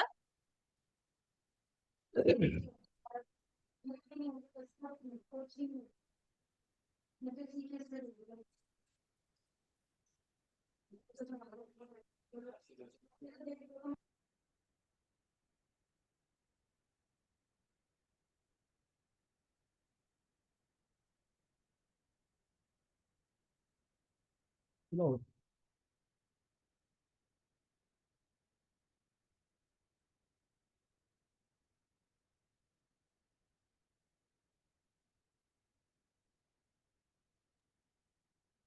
Yes, sir, you are audible. Well, the candidate Ruby Kosik, right? Yes, sir. Ruby Kaushik. No. So where is she? She's on the Ruby, are you online? Ruby. There or left? Okay. I think she's left. Hmm? Okay, I think she's left, sir. Maybe. Okay. Our next participant is Isha Dodia from Department of Psychology, Patkar Verde College, Goregaon West, presenting on the impact of personalized learning versus facilitated learning on academic abilities and skill development of slow and advanced learners. Thank you so much for the invitation, ma'am. I would like to share my screen, so please give me a few seconds. I hope the screen is visible to everyone.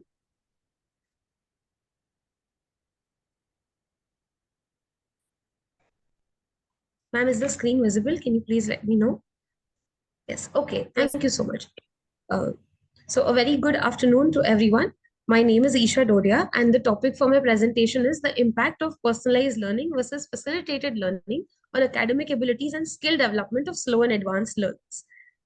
For introduction, this is how I'm going to go about the presentation, the layout of the presentation. For this particular topic, I feel that considering our institutions or teaching associates or teaching approaches, we signify or dignify students in slow, advanced, or transitional or moderate learners.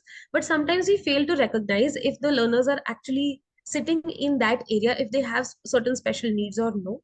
So to move forward with this topic, it was very interesting for me to know how different learners are going to take different teaching approaches. For this particular research topic, I have used a mixed method design, which allows me to do quantitative and qualitative research both. And I have taken into consideration both students that were identifying as slow and advanced.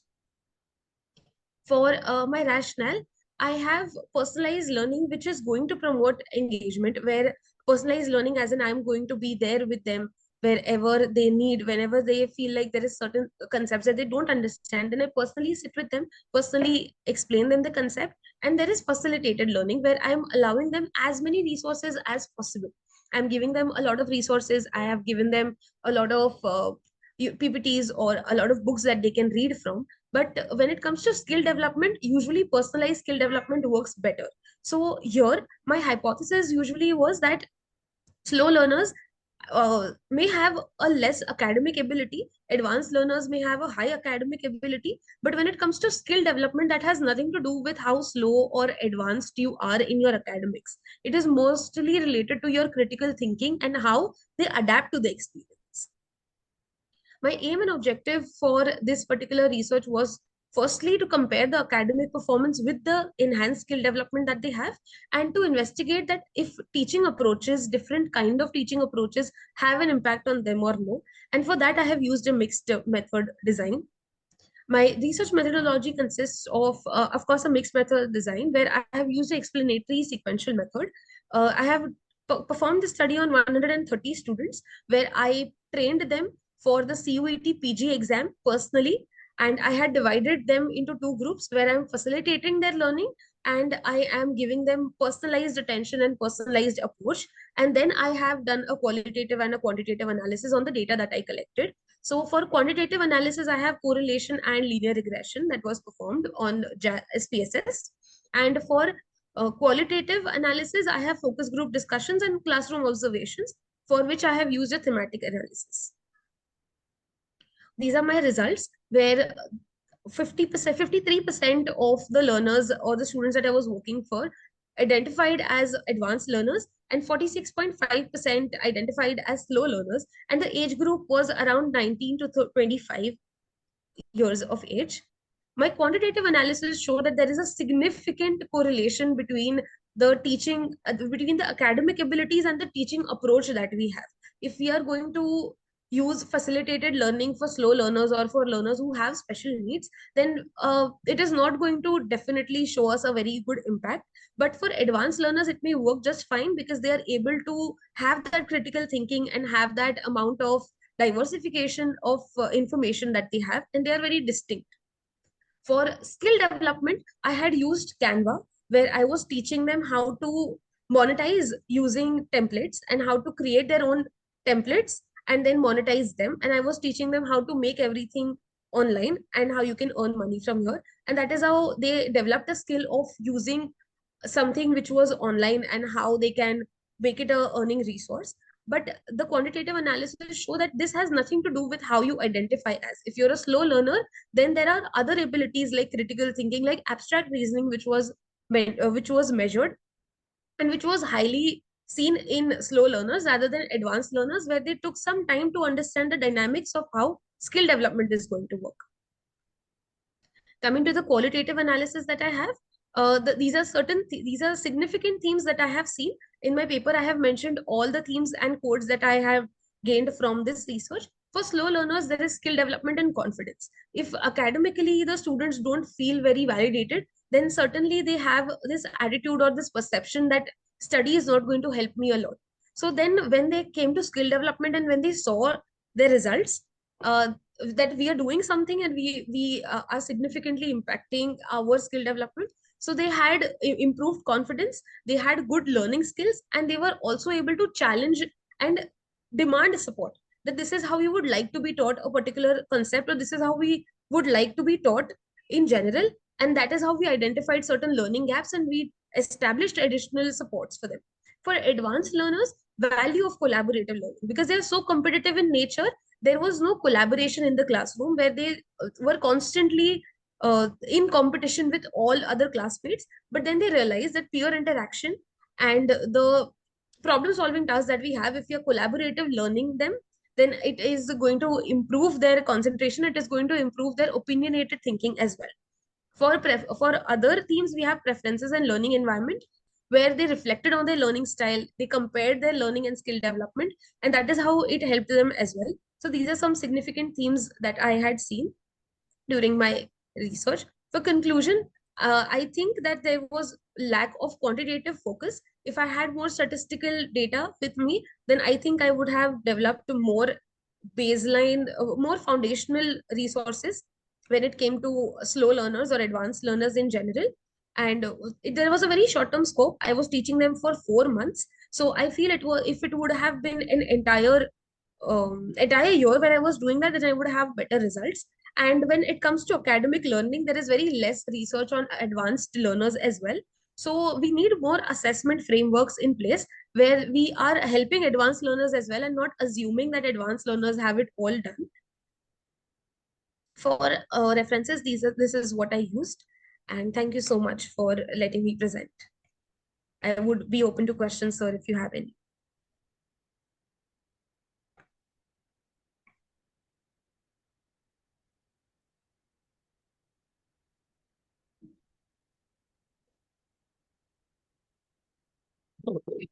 Are you able to hear me?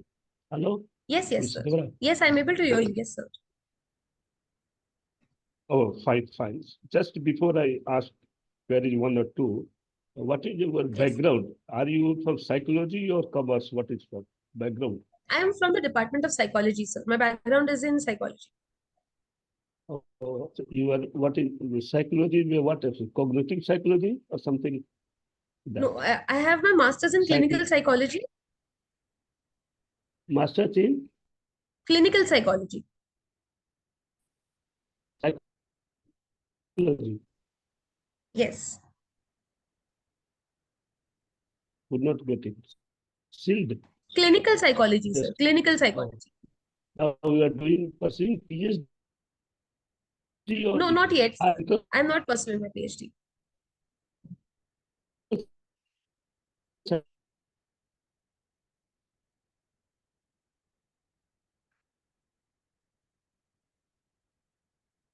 I think sir has lost connection. And then you have got personalized learning and collaborative learning. Anyway, get it? Got it? And Sir, I lost you in between after you asked about PhDs. Could you please repeat the question for me? yes, yes. I asked personalized learning and that is your collaborative learning. Yes. Yes. What is the contrasting difference? What is the advantage of one over other? Personalized learning and collaborative learning. What is the advantage of one over other? Right.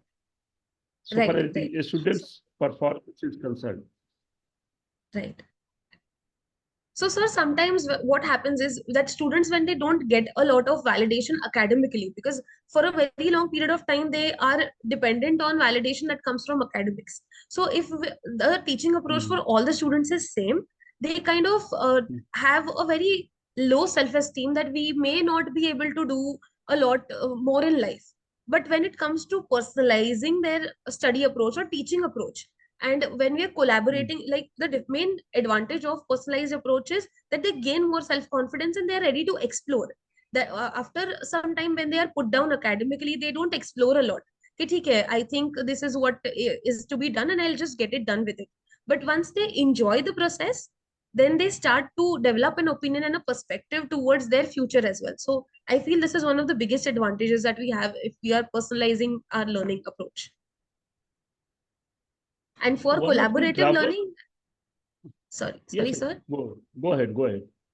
Go ahead. So, and for collaborative learning, if we put all advanced learners in one class, then there's going to be a lot of competition. So there has to be diversification of population, whether advanced and moderate and slow learners together in class, where we have a diverse population and we can study with them. So certain challenges that we face, like certain challenges if teachers are facing, or if certain slow students have, or moderate students have, or advanced students have it, then maybe they develop a better bond with each other. So when we're collaborating all of these aspects together, then there are better results where the students don't have high competition, but they're also high on consensus. One more thing that we have put performance measures.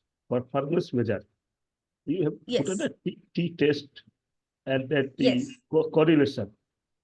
Correlation where what a specific method is used. Correlation test, correlation. I use linear regression. And linear regression is different. Correlation is different. Yeah. Linear regression, how X varies with respect to Y. That is linear regression. X and Y. Right. How X X varies and Y, with respect to Y, right? Plus and correlation between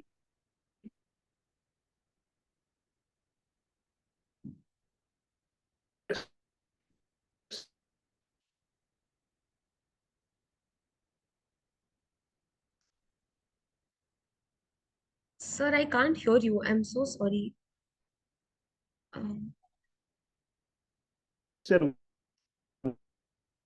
Y data, you correlate. Right. Thank you. So what Thank method I you. have used for correlation, right? So that is what you're asking, because your voice is cracking a lot. That is one is Pearson correlation coefficient. Yes, I have used Pearson's R only, sir, for correlation. I have used Pearson's R for correlation. That is a package you use, ANOVA package. ANOVA. Yes, ANOVA, yes. That is you. I have used Pearson's R for correlation, where I got my coefficient alpha and then my RMSE. Yes. Better I suggest you, if you want to carry out your PhD, that is the very wide scope in learning system. Right.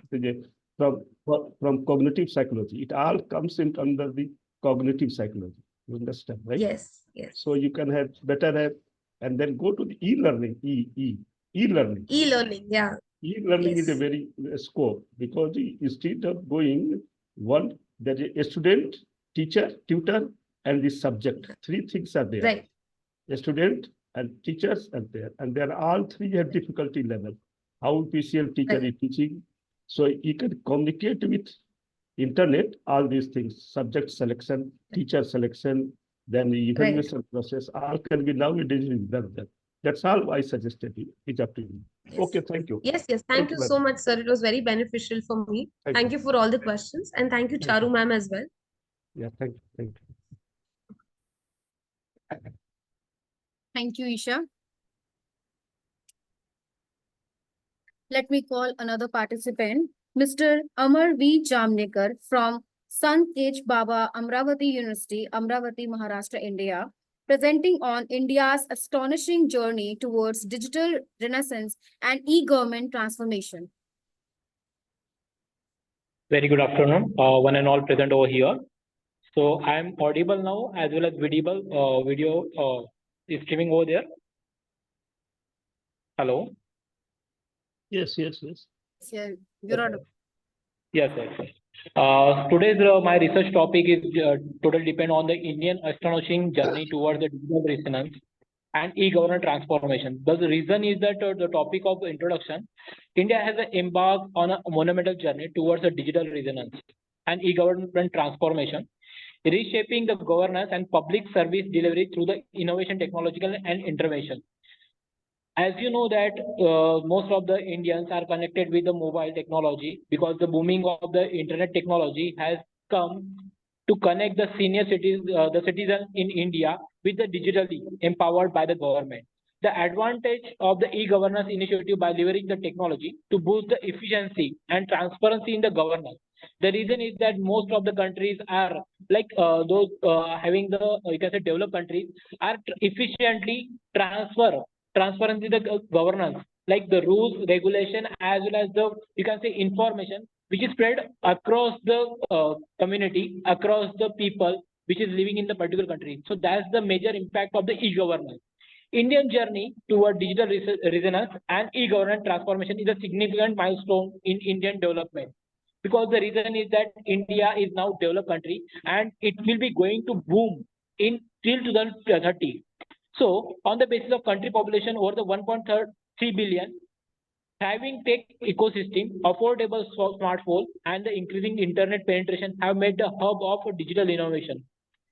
Sectors like e-commerce, fintech, and edutech and health tech industry are experiencing significant transformation. The reason is that each and every industry in India are booming now because of the digital innovation technology, which is you can say the pioneer in Indian government, which is you can say like edutech and healthcare system. Because as you know that we are certainly professional, so we require some kind of you can say help from the NPTEL SWAYAM courses, which is available on edutech platform like fintech technology, Beam, UPI. These are the fintech platform which is used for the day-to-day transaction, and it's e-commerce like Flipkart, Amazon, which is you can utilize for the commercial activities like purchasing the product or maybe kind of a selling of the product in the particular sector. Like health tech, like those are several web apps present in web you can say Play Store, which is beneficial for the know the benefits of the medicine or maybe the side effects of the medicine. You can order the medicine from online itself also. So this is the experiential learning which can transform day-to-day activity in a digital technology. So Digital India, initiated by 2050 by Narendra Modi, the government of India, aims to bridge the digital gap, empower citizens, and driving the inclusive growth. This transformation initiative leverage technology, modernize governance, and boost the economy, enhance the quality of life. The reason is that government, each and every government try to give the information in correct and appropriate manner for the citizens in India. But unfortunately, there is a in you can say early 90s or early 2000s, there the newspaper media or maybe television mediums are only the way the government can spread up the information through this medium. But nowadays, if certain information I have to spread with you can say with the help of YouTube or maybe Facebook or Instagram or maybe any kind of digital medium sources, so it will be having the large amount of information spread across the country within a small fraction time period. So though this program catalyzed the glorification of e-commerce platform, digital payments, and digital governance tools, revolutionizing retail and administrative sectors.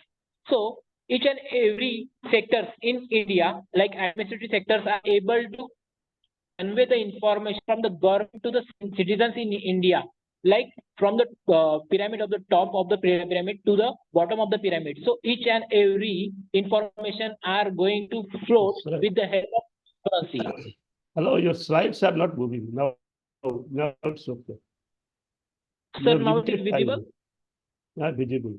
Very well visible. Okay, sir. So on this basic of the research paper, what is my basic research objective of the particular topic, choosing the topic? This paper explores the multifaceted nature of Indian digital transformation, why it is important of digital India, and highlighting the key drivers initiative, which is taken from the government of India or maybe the you can say part of the economy, and the impact of the governance, economy, and the society. The reason is that each and every government try to give the digital information on the digital media. But the thing is that it will be going to implement on the society or maybe citizens which is living in the particular country. So this study provides an in-depth analysis of India's progress. So till from the 2000 date, we can cover up the in-depth analysis of the digital India progress. So in that objective, I am going to face the challenges and limitations faced by the India transformation. What are the challenges and limitations? Basically, hurdles which is created during the digital India transformation.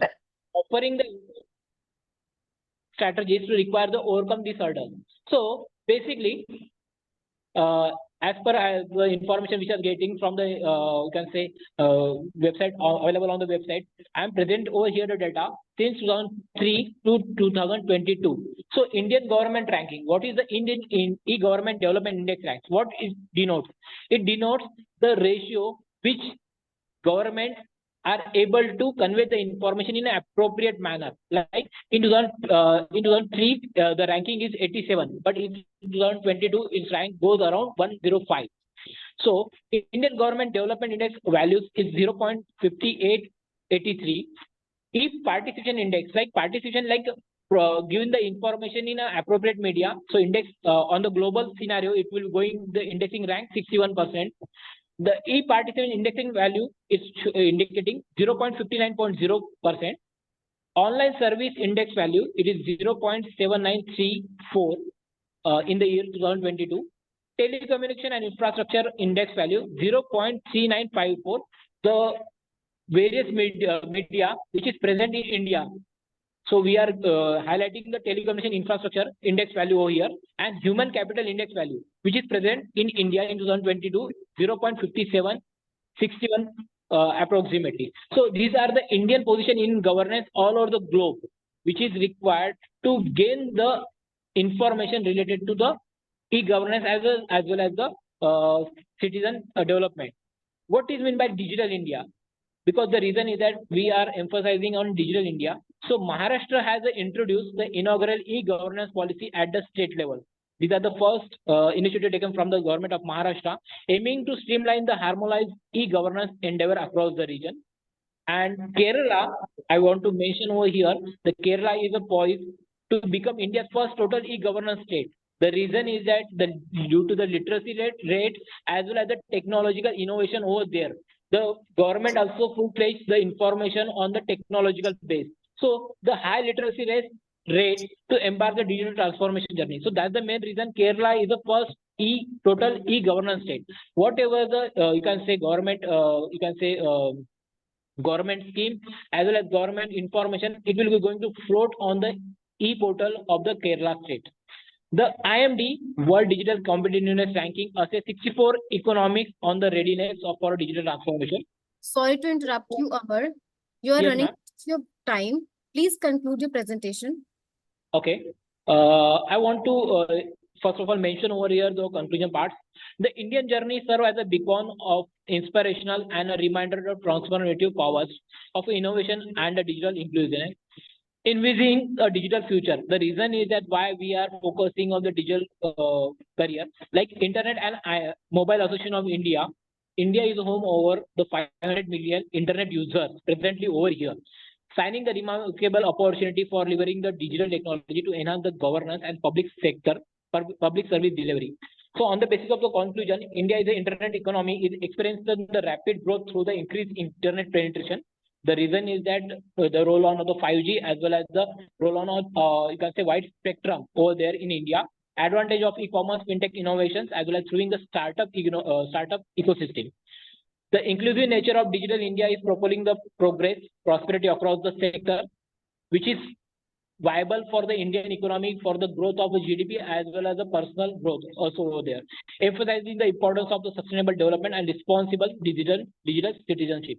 So on the basis of the particular citizenship information, government also rely on the you can say government also rely on the citizenship, like whatever the schemes, whatever the information those who are floated on the digital media are totally purely for the benefit of the citizens in India. So that's it from my side. Sir, you can ask me the questions. Okay. So suppose a labor asks you, what is Sir, your voice is cracking, sir. e-governance? How can you make him understand in a plain language? Here, are you able to hear? Are you able to hear me now? Sir, your voice is cracking, sir. Simply, what is e-governance? Tell me. Sir, in the simple meaning, e-governance means which is you can say beneficial for the society. E-governance means the electronic governance, like using the information communication technology at various level of government and the public sector beyond the purpose of enhancing the governance. Like whatever the government having the information or the communication, which is utilizing from the ICT, like internet information communication technology, which is spread for the benefit of the society. In simple meaning, sir.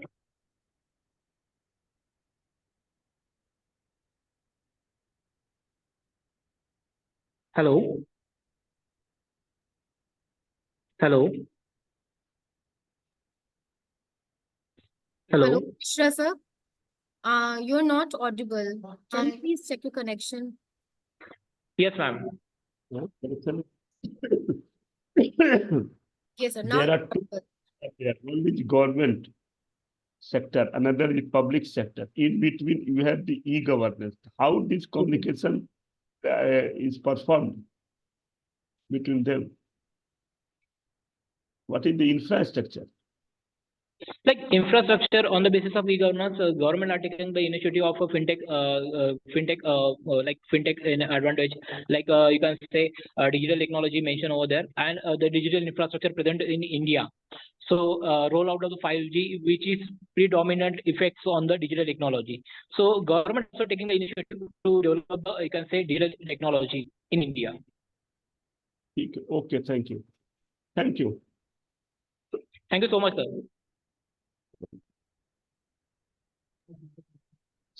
Thank you so much, Mr. Amar. Our next participant is Professor Aditi Sharma from Department of Commerce, Indira Gandhi University, Mirpur, Rewari, presenting on a bibliometric visualization of augmented and virtual reality in e-commerce.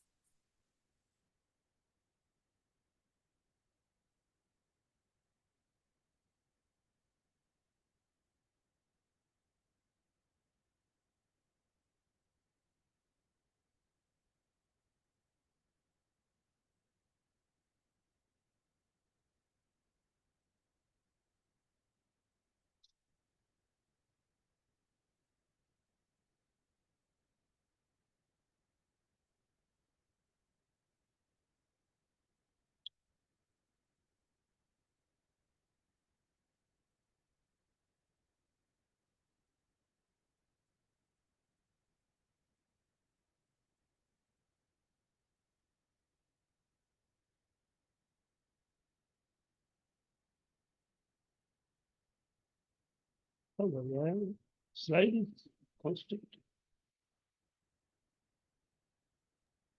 Ma'am, you are not audible. Please start your presentation.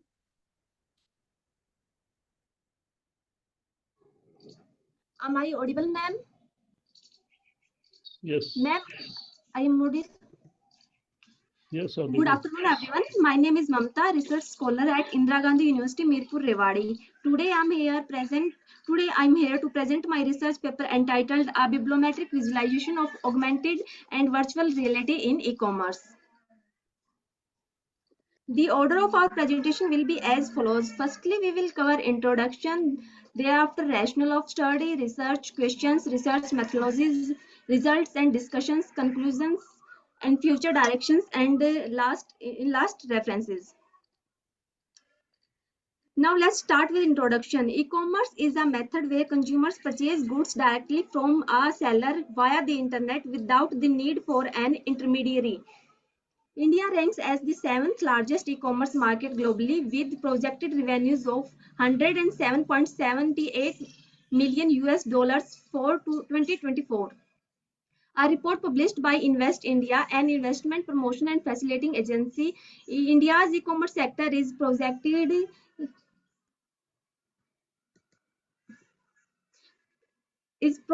to reach 325 billion US dollar by 2030. And so that this will position globally India as the 3rd largest online research market by scale.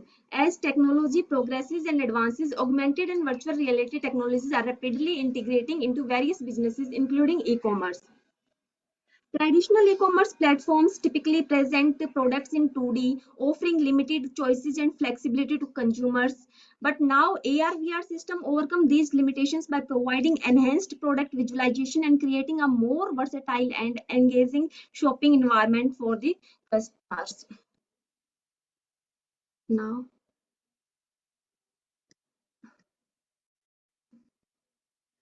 Now come to the AR and VR technologies. Augmented reality. Augmented reality merges digital components with the real world environment visible through your smartphone or tablets. AR enables customers to see how products would look in their actual surroundings, diminishing doubts about buying and boosting their confidence. For example, envisioning being able to virtually position furniture in your living room to check its appearance before purchasing. You can also try on clothes virtually. AR is gaining popularity in e-commerce. Before making a purchase, shoppers can use AR technology to examine how things will appear in their environment. Virtual reality. Virtual reality immerses users in a fully digital world. By wearing a VR headset, one can explore a virtual showroom or navigate through a 3D rendering of a new property. VR fosters robust and emotional consumers engagement with products. VR, on the other hand, creates a totally artificial environment.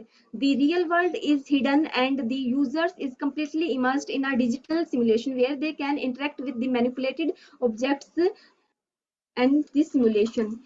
VR is most commonly used for entertainment as technology like Oculus shakes up the world gaming. Rationale of the study.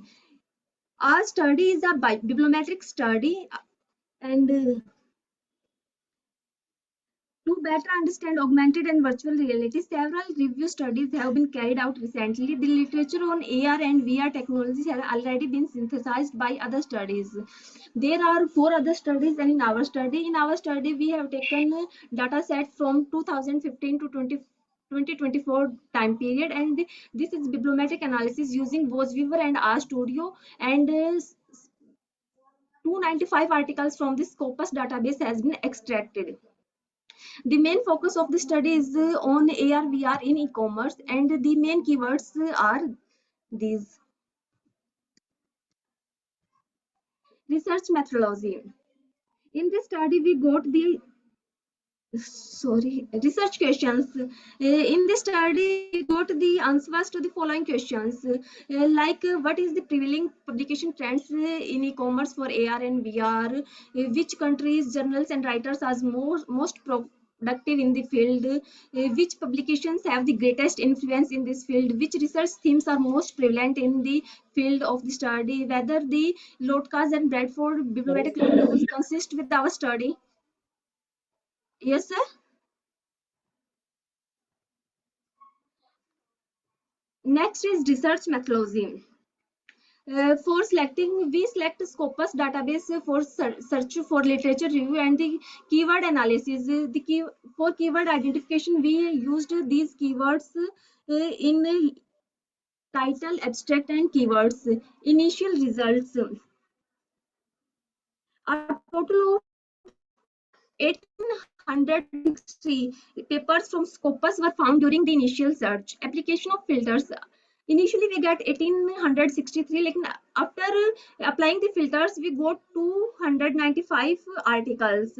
Here we apply time period 2005 to 2024. Articles from journals and conference proceedings are only used for that. Only those articles are selected which are in English language. Subject specifics we include business management, accounting, social science, economics, econometrics, finance, and arts and humanities subjects.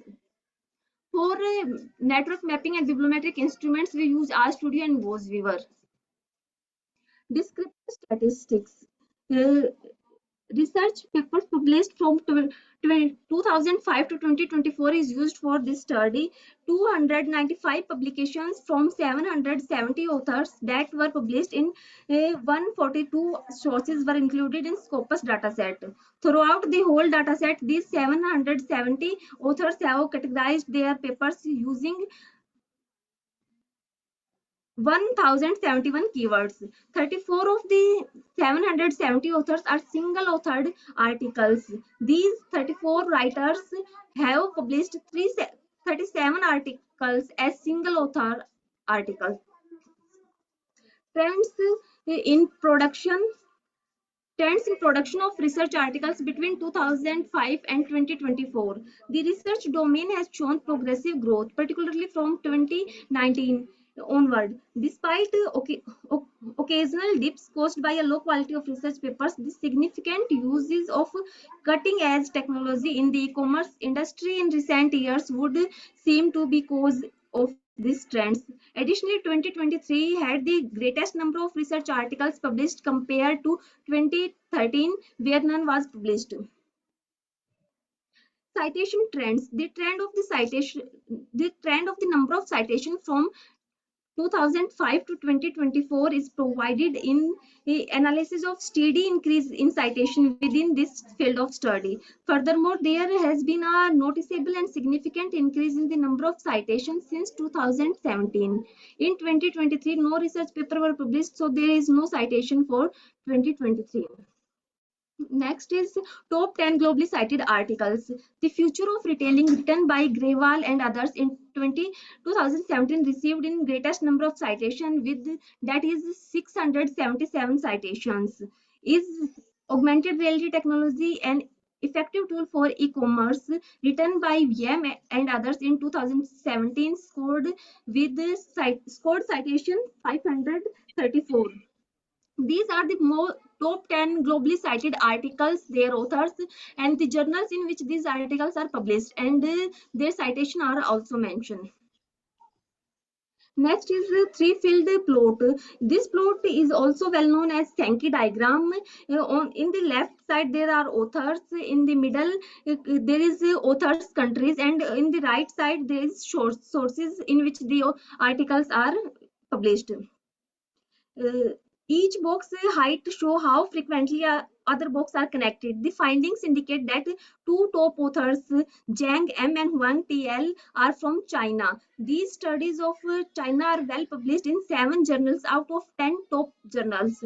Out of 10 top countries, 9 countries authors have published in the Journal of Retailing and Consumer Services. Out of 10 authors, 3 authors are Indians, who are Divedi YK, Rana NP, Kumar N.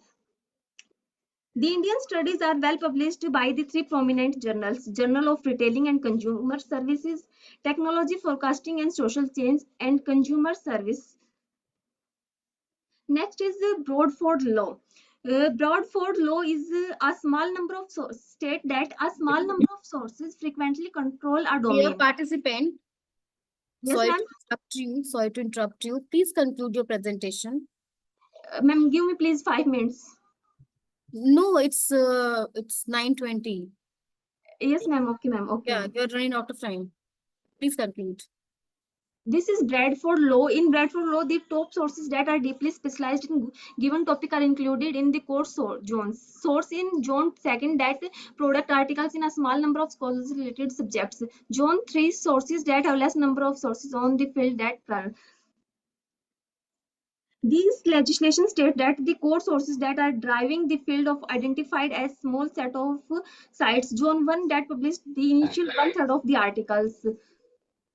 Next, these are the 7 core sources in which most of the research papers are published in these journals. Next is Lotka's law. Lotka's law is used to assess an author's research productivity within a certain field. According to Lotka's law, 60% of authors in a given field will only publish 1 paper, 15% will generate 2, 6.6% will produce 3, and so on. But in our study, 90.9% of authors have only published 1 paper, 6.6% have written 2 papers, 1.8 have written 3 papers. These findings implies that a small number of well-known writers are leading. Dear participant, please conclude your presentation. Okay, ma'am. Top journal performance. These are the top journals in which the highest number of articles are published. Influence of authors. These are the Pantano E and Huang TL top the list with 5 and 4 research articles respectively. Authors keyword analysis. Here, virtual reality is the most used keywords after this, electronic commerce is used most. Country statistics. Here, the USA is the country who has mostly cited articles. Their citation is 3,341. Social structure and conceptual structure, conclusion and future research directions. According to performance analysis, the top contributions are, in case of country, USA is mostly contributing country. In case of authors, Pantano E is mostly contributed and produced most of the papers in this field. And in case of journals, Journal of Retailing and Consumer Services is contribute more. These results demonstrate that industrial nations are leading in this field. The results of Bradford and Lotka's law attest to the field that are selected few sources and authors drive the AR/VR space. Analysis of social structure demonstrates the close cooperation between Chinese and American writers. 6 major themes are found using keywords analysis and conceptual structure. The limitation of the study is that the authors only look through one database corpus to standardize the results. For future scholars might carry out various forms of systematic reviews of the literature utilizing several databases. Implication of this study. Firstly, it improves on the current study on AR/VR application. Hello. Yes, yes, ma'am. Sorry to interrupt you again. Please just conclude your findings in 1 line or 2 lines. Please don't read the slides. Please conclude in 2 lines, please. Okay, ma'am. Okay, ma'am.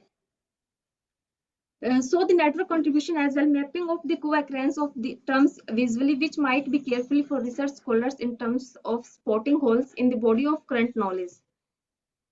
Online sellers must continuously innovate by utilizing AR/VR in the fast-paced competitive e-retailers environment in order to allow customers to engage in an interactive experience that allow them to enhance their purchasing experience. There will be enable consumers to use their technologies freely to make purchase online. E-retailers can also use to grow their client. These are the references. Thank you.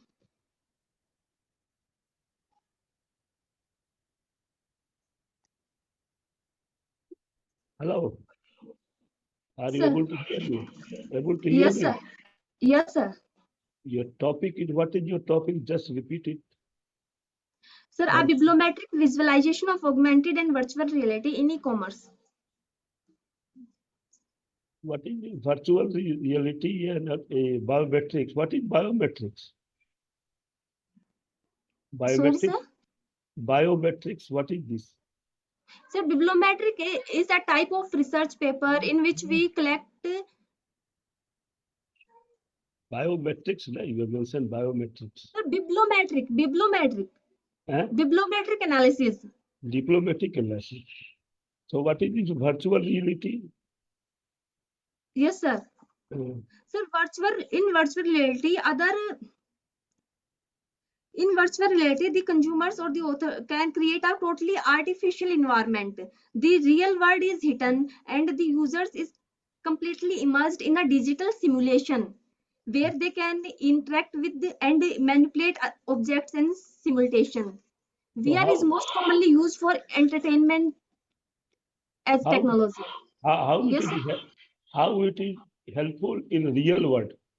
How it is helpful in real world, particularly in the commerce domain? because sir, here it shows in 3D simulations. The simulation, we wanted to reality. Anyway, it's all the survey paper. Okay, thank you. Sir, 295. Okay, thank you.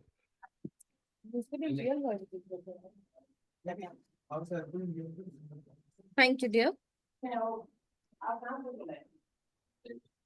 Our next participant is Sushnata Goswami from Royal School of Commerce, Assam Royal Global University, presenting on the impact of AI on education, redefining or replacing the teacher's role. Hello. Hello. Yes, ma'am. Should I start, ma'am? Yeah, please. Good afternoon, everyone. I am Ananya Banik, Research Scholar, Royal Global University. First of all, I want to thank the conveners and organizers of this conference for giving me this opportunity to present my research topic. I would also like to thank my co-author, Ms. Sushnata Goswami, for her relentless support and contribution in writing this research paper. The topic of my research paper, just a minute, ma'am, I'm sharing the screen. Just evening, I will.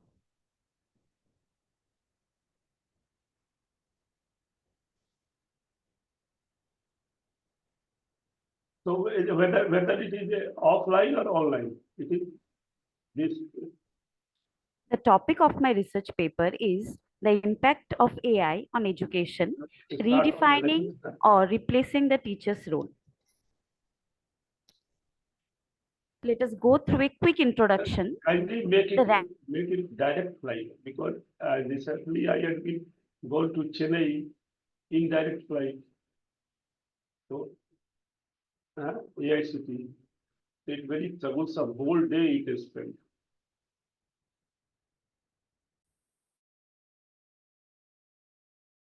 Please continue. Please continue. SenseStep's AI presentation and PowerPoint maker, and Google Classroom's AI-enhanced feedback tools exemplify the current application of AI in classrooms, demonstrating how these technologies can tailor educational content to individual student needs. The study intends to determine teachers' propensity towards AI in teaching and assess the effect of learning approaches. Let us quickly look at the objectives of my research paper, that is, to investigate teachers' perceptions and attitude towards AI in education. The second is to identify the specific AI applications currently used in classrooms and the teaching methodologies.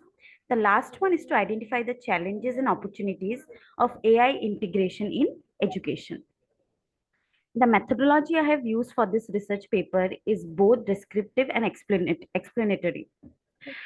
For data collection, I have used both primary and secondary data through a self-structured questionnaire developed using Google Forms consisting of 20 questions. My population is of teachers working in colleges and universities across Kamrup Metro, Assam. A convenient sampling technique has been used where 60 participants were selected, out of which 52 has responded back. As far as my data analysis and interpretations are concerned, the profile of the respondents. I have found that majority of the respondents were female and they belong to the age group of 30 years or below. It has also been found that majority of respondents, that is 55.8% of the respondents, have work experience which is less than 5 years. Say, for example, that IIT, make it IIT. A hypothesis has been further developed. A chi-square test of independence was performed to examine the relationship between age and the adoption of AI. The relationship between these variables were found to be not significant, with P's value, that is 0.249, where both the variables are independent and have no significant relationship.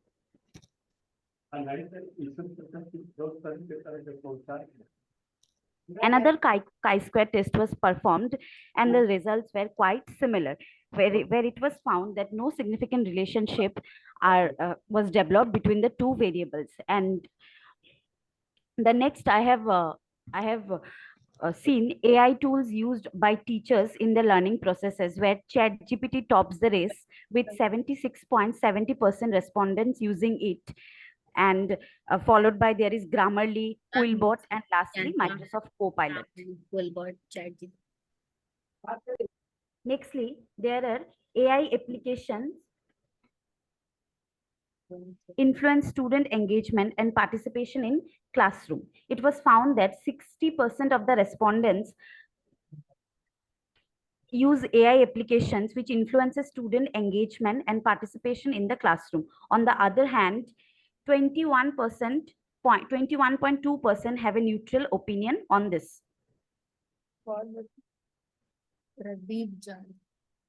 The next one is the effect of implementing AI on overall teaching workload. And it was found that 62% of the respondents feel that implementing AI reduces workload significantly, and 33% of the respondent feels that there is no effect at all.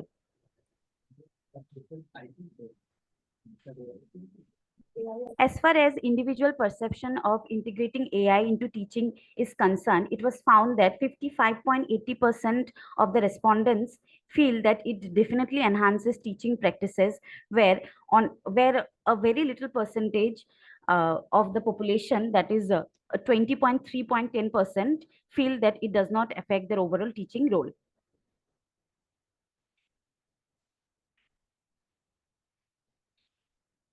As far as the challenges in implementing AI education into AI technologies into education is concerned, it is found that lack of funding for AI initiatives, ethical concerns, resistance from educators, and technical complexity tops the race. My major findings are: the young generation belonging to the age group below 39 years have shown interest in using AI in education. However, as I have already mentioned, age does not play any significance in the adoption of AI. The majority of respondents, that is 77%, use AI in their teaching, and ChatGPT and Grammarly are the most used AI platforms. The majority of respondents agree to the fact that AI influences student engagement and participation in classroom. This is because AI-led education provides a more inclusive and comprehensive teaching environment.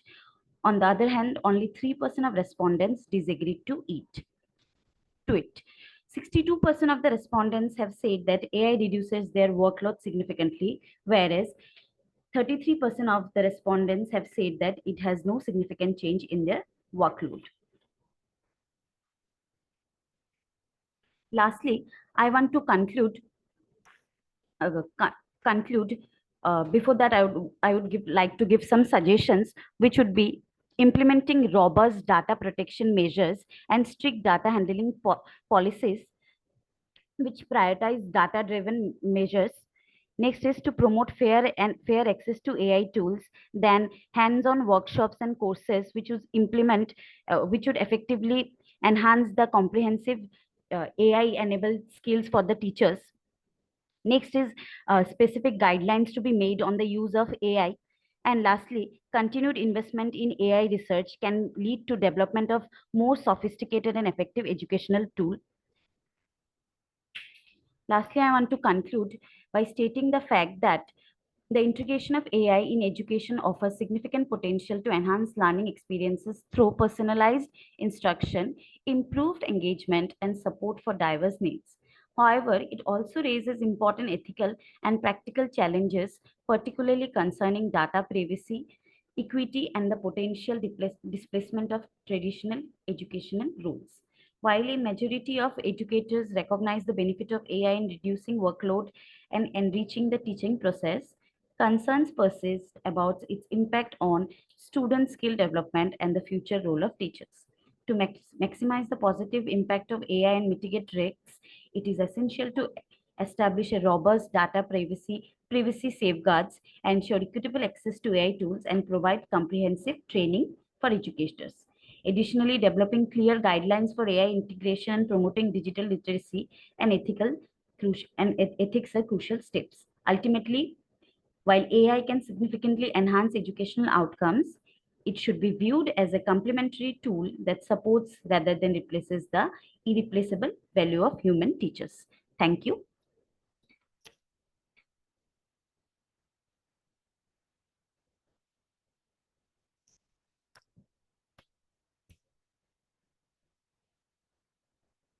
Hello. Wait for a minute. Yes. All right, ma'am. All right. Yes.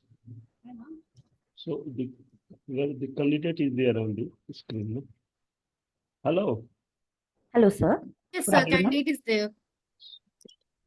That is the Susanta Goswami. Hello. Yes, sir. Are you able to hear me? Yes, sir. So what you have proposed that AI should be introduced in the education. But Yes, I sir. want to So, which education? Engineering, medical, science, arts, commerce, where? Sir, in all fields of education, AI would not definitely replace teachers, but would act as a bonus or as a All complementary the tool. engineering and science, engineering, it is already there, AI. Yes, sir. Yes, sir. And now also it is in the commerce and management. It has been recently for I think a decade ago, in the management, it has been introduced many Yes, places, sir. Yes, sir. AI and data science. Yes, sir.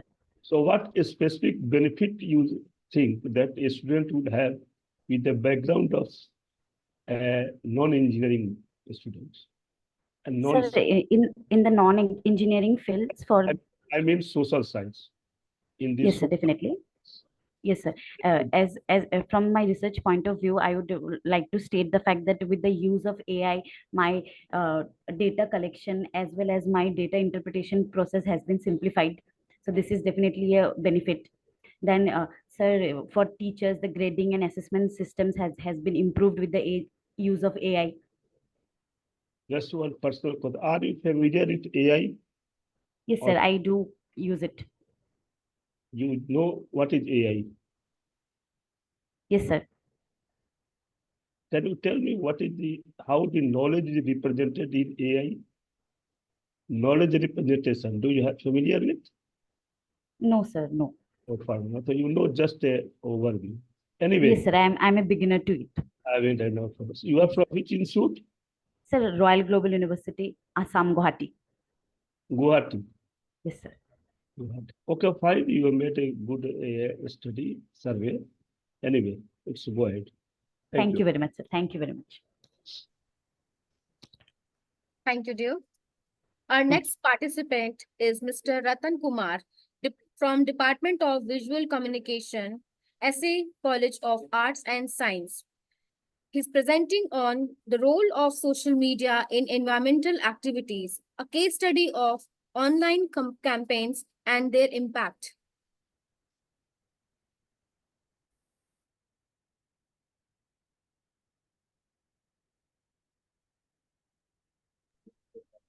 Mr. Ratan Kumar, are you there?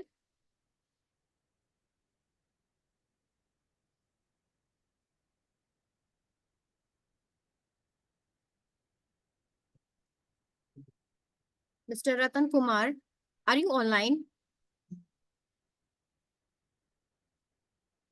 I think he's not there. I'm calling the next presentee. Our next participant is Ayush Kawande from Vishwakarma Institute of Information Technology, Pune. He's presenting on evaluating covert channels and methods of their detection. Yes, ma'am. Thank you for the introduction. Just a minute. I will present the screen. Okay.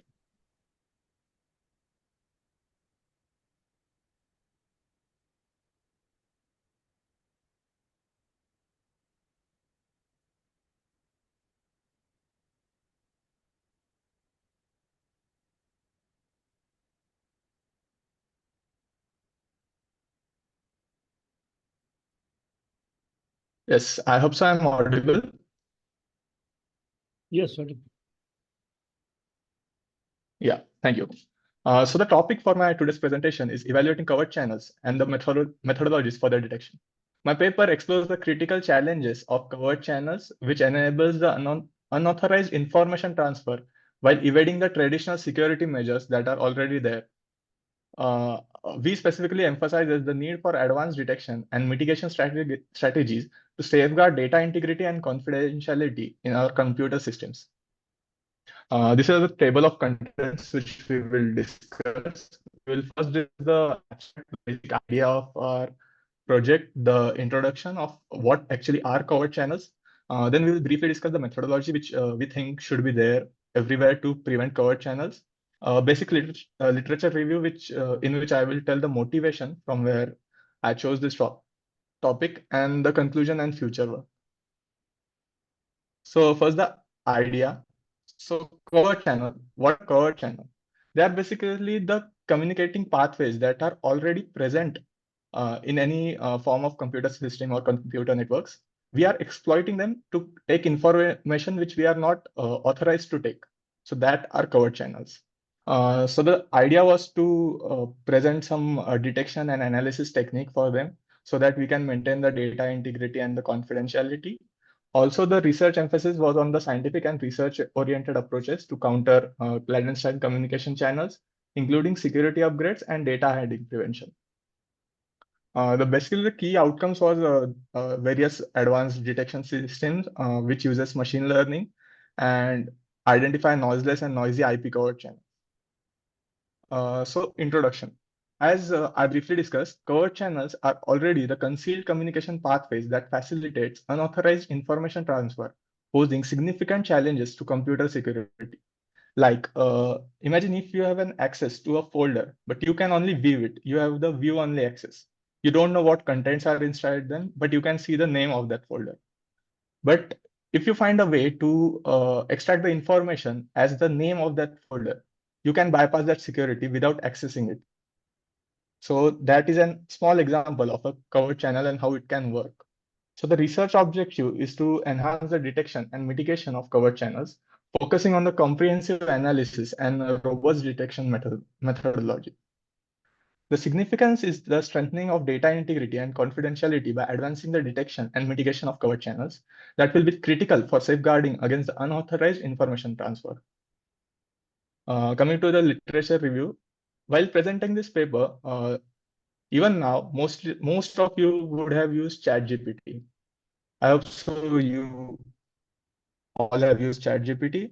And in that LLM, you would have noticed that it doesn't give you answer to all your questions. Like you can't ask him, how can I hack a Wi-Fi?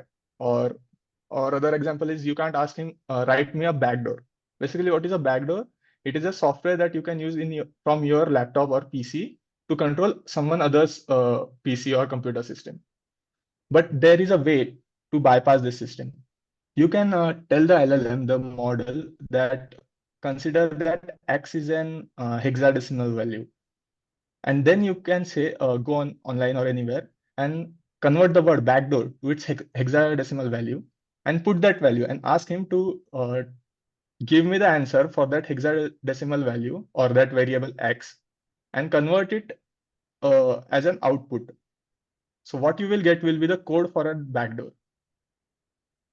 So this was the motivation behind telling the covered channels. Like, this is a covered channel. What you did was you bypassed the security which is present to block the words like backdoor, bombs, or hacking, or anything which can be harmful or which is not authorized to access. I'm telling this freely now because the measures to prevent this has been taken now. So these are some of the measures which were listed in the papers of covered channel detection and machine learning approaches. Moving forward, let us basically understand what types of covered channels are there. So the main two types are the timing and storage covered channels. So the storage covered channels utilizes the shared system resources to hide information. You can see in the figure that is present here. In the right side, it shows the shared system resources, which is used to hide the information. While the timing channel exploits the difference in system resource usage to transmit data. So the the down figure, the timing curve channel is in which it shows the difference in resource allotment and the data is transmitted through it. There are also two, that is network channel, which are in the form of cookies, which you accept on various websites. So that is network covered channel, leveraging network protocols, the TCP, UDP protocols, and traffic patterns to conceal the data. The fourth is the side channels. They basically exploit the physical system characteristics to transmit the hidden data which are not authorized by the authority or the website which you are bypassing. Basically, what the proposed methodology is based on the NIST cybersecurity framework. That is, first identify, second protect, third detect, response, and recover. So you can see even the flowchart is based on that only. Like it is starting, we are basically logging the network traffic. Logging the network traffic is whatever the queries you see or whatever the queries the computer system is sending, we are all storing it, studying what are they, analyzing the traffic pattern and detecting any anomalies which are there. Like someone that is not is behaving accordingly. Like for example, the domain name should only send the domain name query. but it is sending more information or more in packet or encrypted form. So if that is the case, we isolate the suspicious flow, then inspect the packet which is doing that, and then identify the hidden data. Accordingly, taking the appropriate actions next. Like you can, if you have already have cyber methods, you can do that, or you can register the complaint. So the covert channel detections comes at last. Here are some of the detection techniques which we came across, like the statistical analysis, machine learning, entropy-based approaches, and behavior analysis. Some of the most important were the manual detecting technique. Statistically, we will do. Machine learning is something that is not explored much, leveraging advanced algorithms to classify network flows and identify potential covert channels. So as it is written here, there are still progress going on to make a firewall which will detect such covert channels and all that. The third is the entropy-based approach. It is a monitoring changes in information entropy. This is something which is currently being used to detect the presence of hidden data transmission. So there is a system which checks all the give and take of information and detects the anomaly. That is entropy-based approach. And the behavioral analysis. That is the examining of different to identify pattern flaws, basically, if they are not performing in a particular pattern. Yeah, the emerging trends and challenges. As a covered channel, new technologies come, such as blockchain. They also have their own covered channels. So blockchain-based covered channel, it detects covered communication with decentralized blockchain networks. So this is also a challenge. I don't know if you have heard, but recent cases was done about blockchain covered channels, the hacking and most recent scam. Hello. Yes. Dear participants, sorry to interrupt you again. We are running out of time. Please conclude your presentation. Yes, just a second. Okay. Okay, so IoT covered channels is something that you can do, like you are controlling a robot, but you don't want other to control it and someone else controls it. So that is through a covered channel that you are permitting the signal, but not from your side. Moving ahead, the conclusion and future work. It is only the comprehensive analysis. Our paper focuses on the navigation of intricate realm of covered channels, its detection, the mitigation strategies, and emphasizes on the scientific and research oriented. Also, I specifically want to stress upon the industry and academic collaboration, that cooperation between researchers and professionals is very necessary to create flexible solutions, because this is not something that everyone focuses on. We do need in academic collaboration. Thank you. That's all from my side. Hello. Are you able to hear Yes, me? sir. Yes, sir. You have mentioned the machine learning methods in covered channel detection. How it is implemented? Machine learning, which methods and how? Do you have any idea? No, so that only I told that no one is using machine learning yet because they are trying. Even OpenAI, the company behind ChatGPT, they are working on in machine learning. We all the machine learning method like deep learning and methods. Many things are there. So yes, I know. familiar Even with- I also tried. eh? Yes. Are you familiar with that? This which of the techniques may be helpful? You can envisage yourself. You are from communication background, I think. Hello. Yes, I am. So you can think. My background is electronics and telecommunication, but I am familiar with machine learning. So we can see over, envisage or guess which methods the literature might have given, that it is this learning method or maybe a machine learning में जो भी है deep learning है RSN है ANN है बहुत कुछ आ सकते हैं. Yeah, the current Yes. also, and then also now transformer is now there. Anyway, second thing is that you have mentioned that entropy method. Yes, sir. Do you measure the information gain from one end to another end in the channel? Yes, sir. Yes, sir. Mutual information. Mutual information. Yeah. Are you familiar with the term mutual information? Because Yes, sir, I am. Yeah, Product- I have came across it. Yes. if there is a covert a signal or something like that, the information will change. Yes, it will change. Similarly, entropy. Entropy, that is the mutual gain connected with the entropy or Shannon principle, whatever that they are. Third thing that you have called behavior. I have come, there is one term, cognitive channel. You are familiar with the cognitive word? Yes, sir. Cognitive. Yes, Communication. I am, sir. Cognitive communication. So these are, of course, you have made a literature review or something like that in a Yes, good I way. have. Thank you very much. Thank you very much. Thank you so much, sir. It was an enlightening experience. Thank you.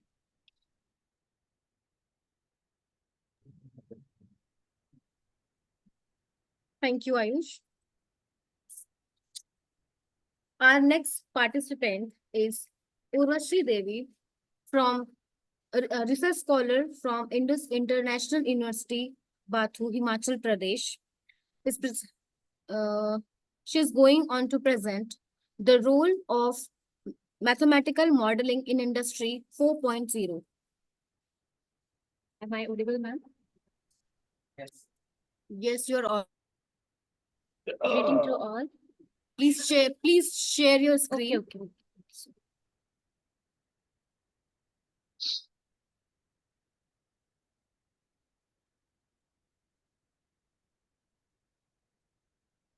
Yes, ma'am. Am I start?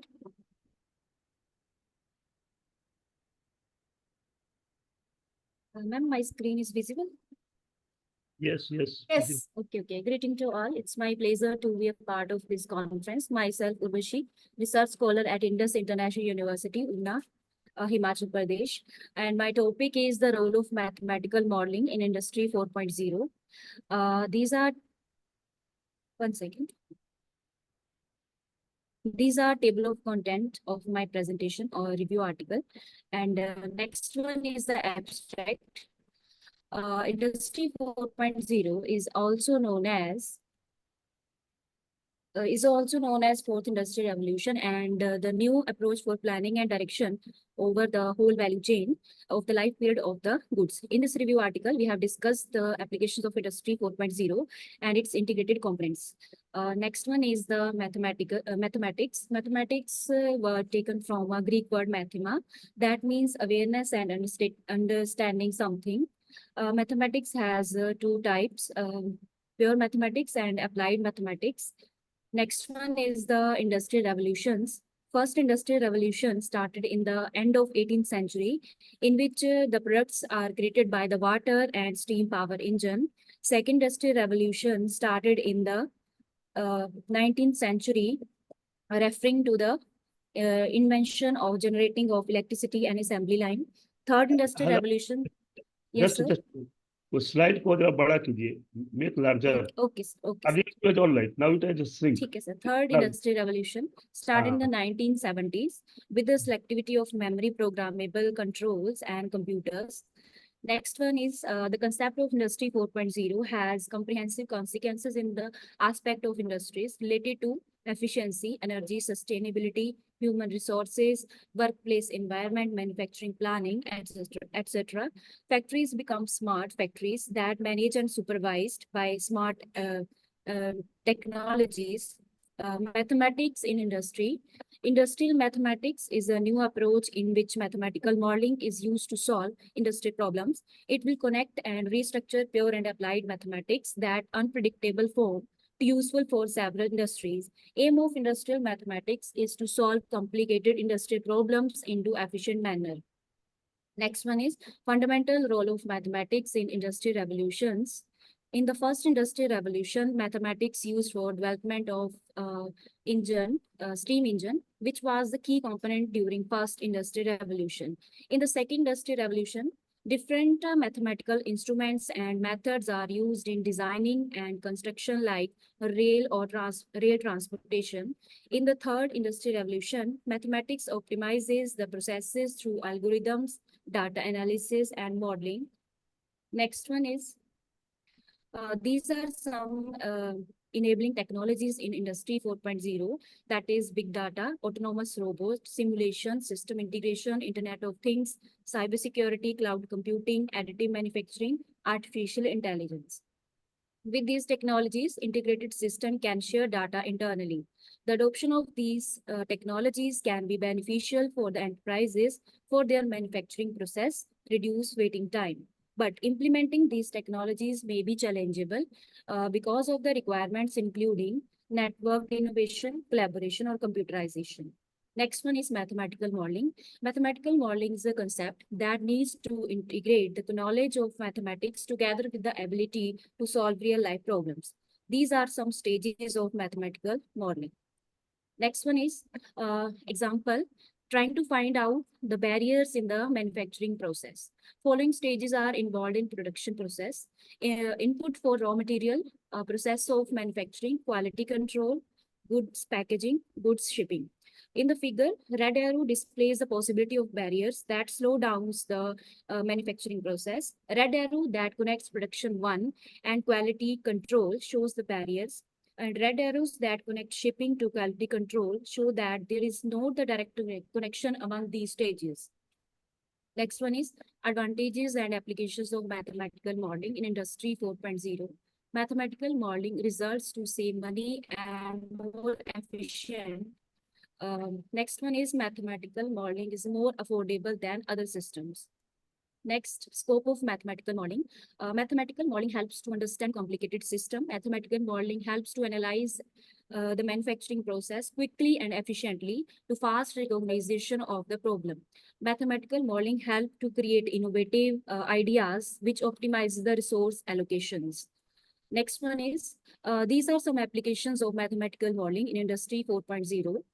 V.N. Jha and others in 2017 gives mathematical modeling in energy industry that satisfy customer needs by reducing energy cost, minimizes the time. Mohammed Aruku in 2021 discussed the simulation in the industry that development process and supply chain optimization. He also investigate performance computing driver for the better decisions. Mathematical modeling also used for forecasting maintenance of machines in industries. These models are physical based model, data driven.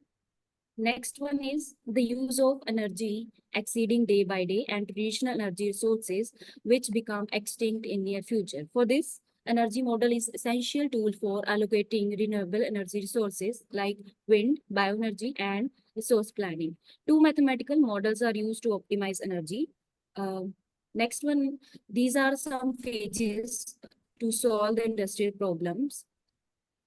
Next one are, but if we want to good manufacture, we have to follow these steps.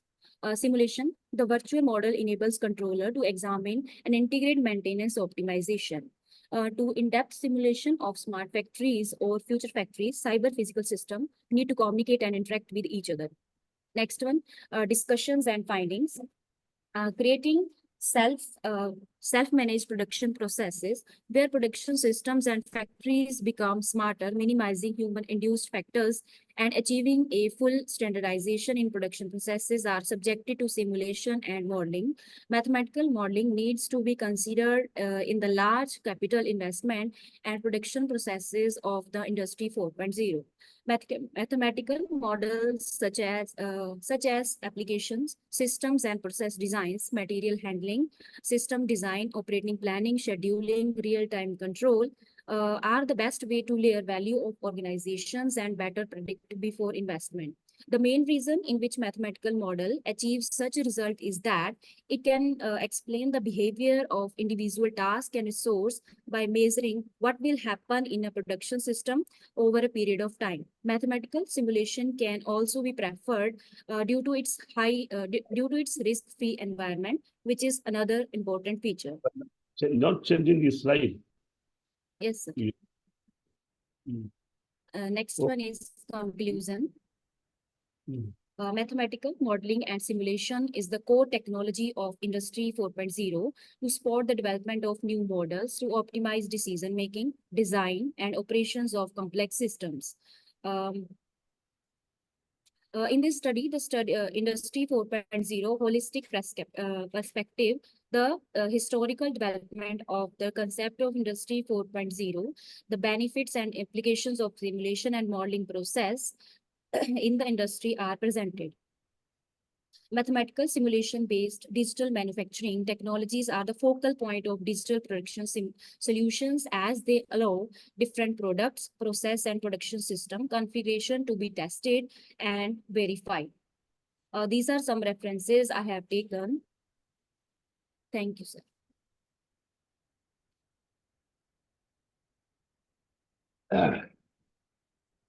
Now, hello, are you able to hear me? Yes, sir. I'm Acha. audible. Before we enter to the introduction, technical, I want to know your background.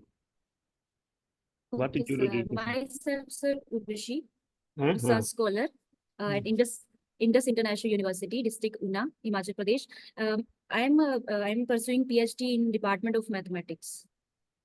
What is your, you have MSc Mathematics or Yes, sir, something? MSc Mathematics. So what is your topic? Sir, my topic is going to related with the Industry 4.0, or we can say mathematical modeling applications of Industry 4.0. How far you have done the work? How far you have spent Yes, time? sir. How much when you get registered? Okay, sir. My enrollment is from January 2024. So in more than 2 years, I think, right? Yes. Yes. Now I want to ask some question. You have talked so much time mathematical, multiple mathematical. What mathematical model is Sir, applicable? Listen to me, because it is all conventional, you know, differential equations, all these things in mathematics. Yes, sir. What new mathematical models are applicable to industrial problems like manufacturing? Now, what term is flexible manufacturing system, FMS term is there. Yes. And there are Yes, sir. inventory control, production management, Yes, all sir. Optimization.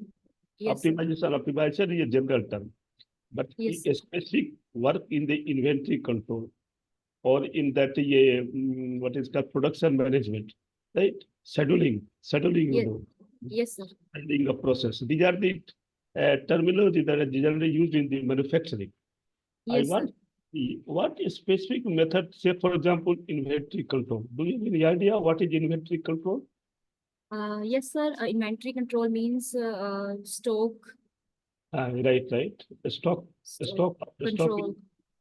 and then, so what methods are used in the inventory control? Sir, like mathematical optimization to control inventory. Do you have queuing theory? Queuing. Queuing theory. Yes, sir. Yes, sir. That is very much used in inventory control. What is the Yes. number of items reaching, how much is being stored there and executed, and then what is the probability of getting out the item? Yes. That- Yes, sir. Yes. What now you tell me from your side at least two mathematical models applicable to any of the problem of manufacturing, industrial Sir, manufacturing. okay. Sir, the first one is the epidemiological model. Eh? Epidemiological model. What is that? Sir, it is like a SIS model, susceptible in a infectious and recovered, like something that the products, um, so like cyber security. We can use this method for cyber security They ask to you control cyber risks. specific to this manufacturing. There are so many Data driven model, data driving model means what? hybrid model. Any other methods? Yes, Specific sir. Specific methods को ये idea कि ये method अभी आपने क्या किया है, क्या प्रॉब्लम है, फॉर्मुलेटेड प्रॉब्लम क्या है? सर अभी कोर्स वर्क ही जस्ट कंप्लीट हुआ है मेरा. Anyway okay thank you. Thank you sir. Okay.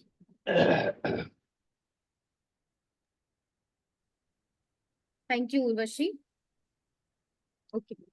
Our next participant is Mr. Pradeep Jankar from Savitri Bhai Phule Pune University, presenting on the Indian Ocean region, a strategic assessment.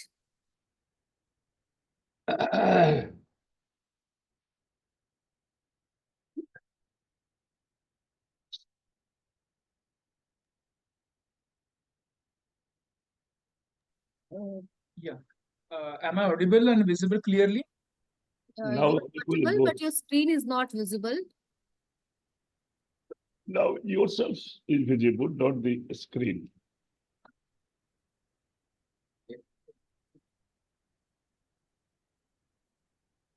Please share your screen.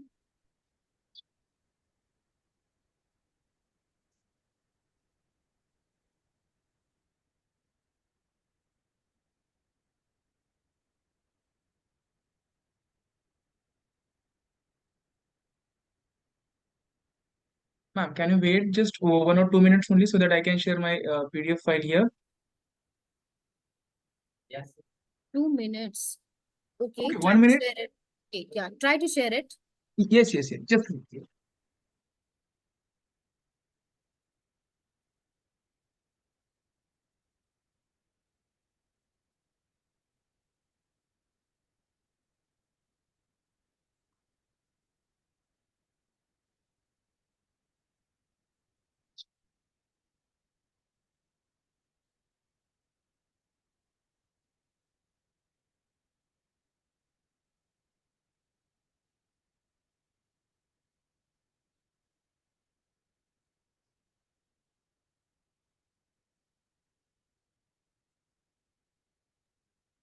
While you are sharing your screen, I just want to remind that you will have only 8 minutes for presentation. Kindly conclude it accordingly. Uh, yes, ma'am.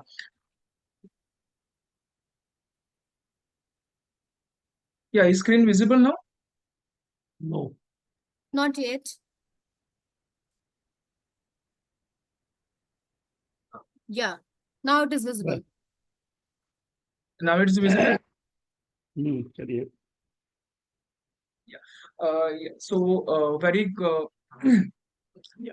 So very good evening to everyone. My paper presentation title is particularly the Indian Ocean region, a strategic assessment, and the like in this particular like in the context of the like Indian Ocean region, a strategic assessment, the importance of the like Indian Ocean region, which is like a day by day, which is increasing in the context of the global trade, geopolitical competition, and the maritime security.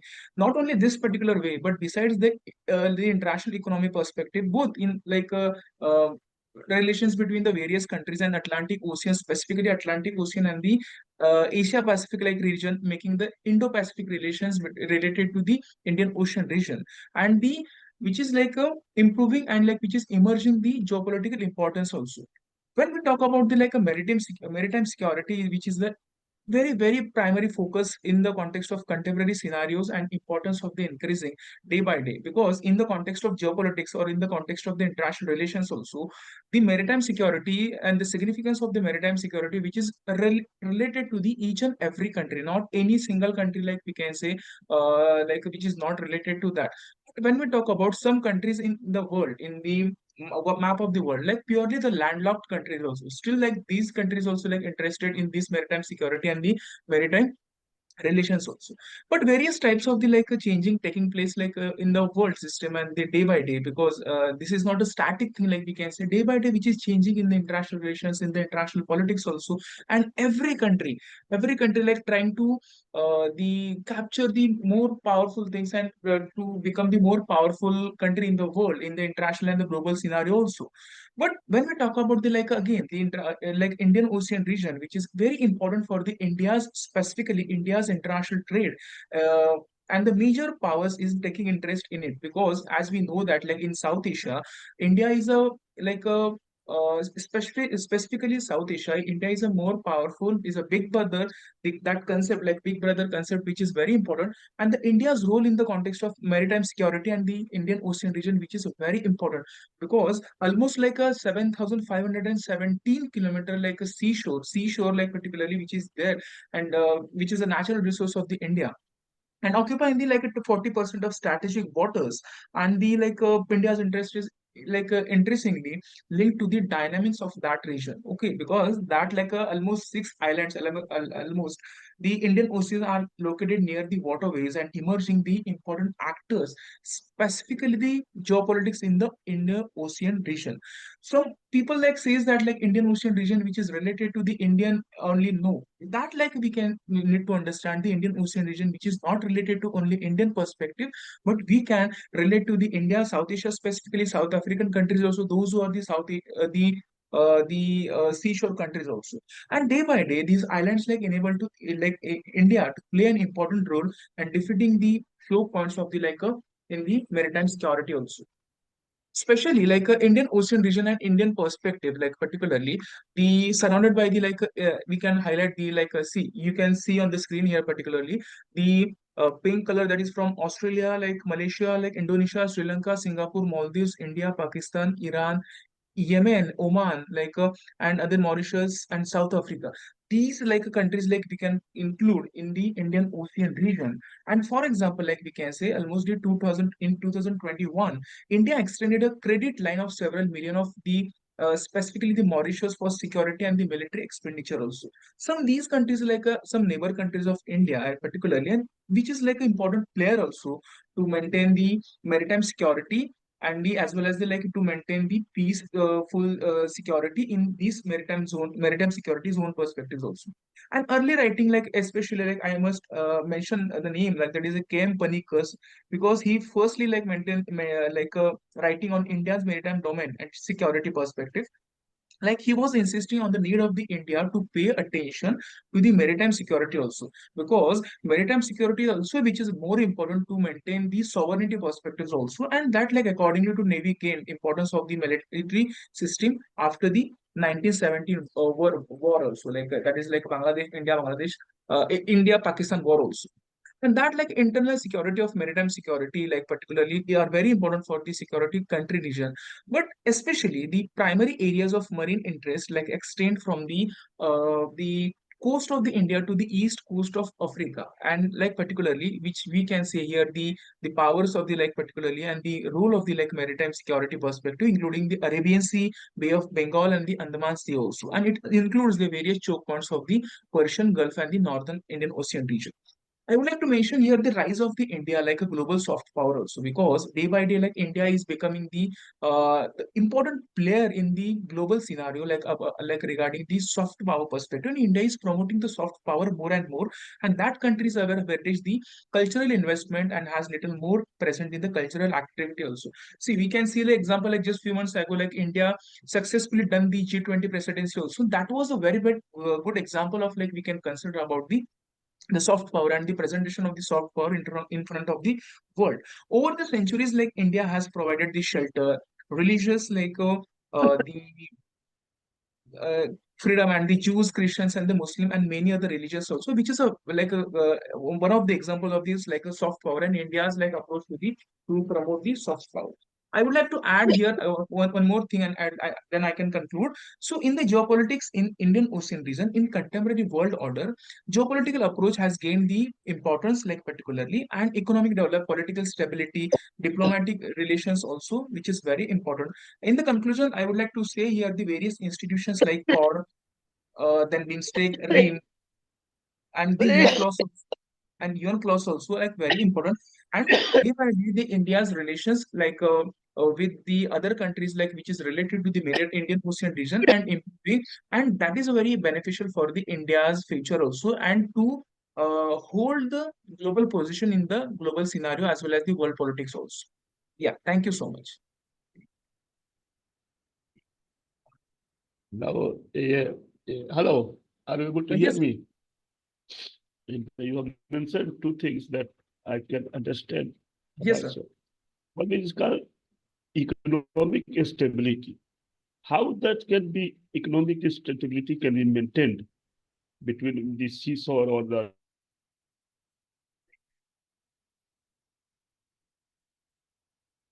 Sir, can you please ask your question again?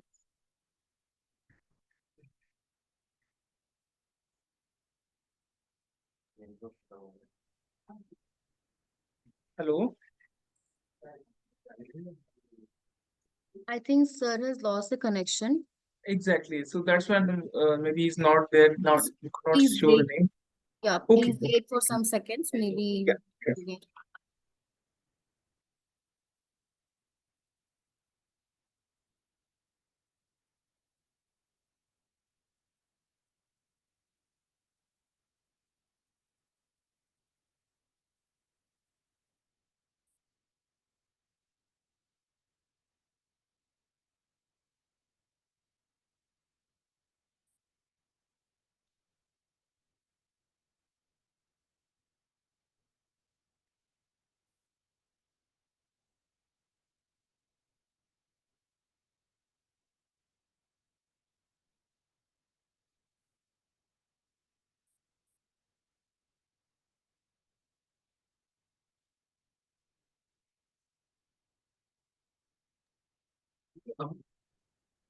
I think sir has lost his connection.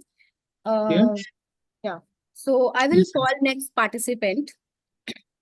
Our next participant is Amrita Srivastav from Department of Botany, Pollution and Environment Essay Research Laboratory, DDU, Deen Dayal Upadhyay Gorakhpur University.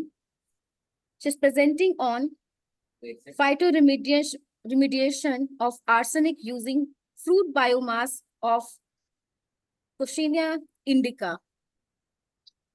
Yeah. Thank you. Thank you so much.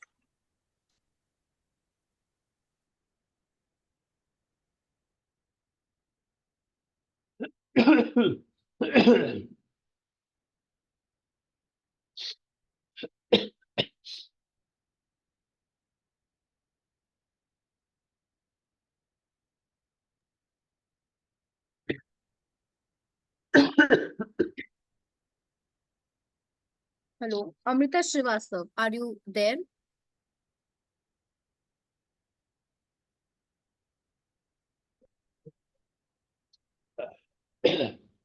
Amrita Srivastav, are you online for presentation? I think she's not here. I'm calling our next participant, Dr. Pathak from Assam Downtown University, presenting on bridging the gap, how elderly populations are embracing wearable health technologies. Dr. Ma'am. Thank you, ma'am. I hope I'm audible. My voice is audible. Yes, you are audible. Yes, I'm sharing my screen. Is it visible, ma'am? It is visible. Okay. So, good afternoon, everyone. My name is Dr. Dimpi Pathak Das. I'm working as an assistant professor in Assam Downtown University in Healthcare Management Department. And my topic for today is bridging the gap, how elderly populations are embracing wearable health technologies.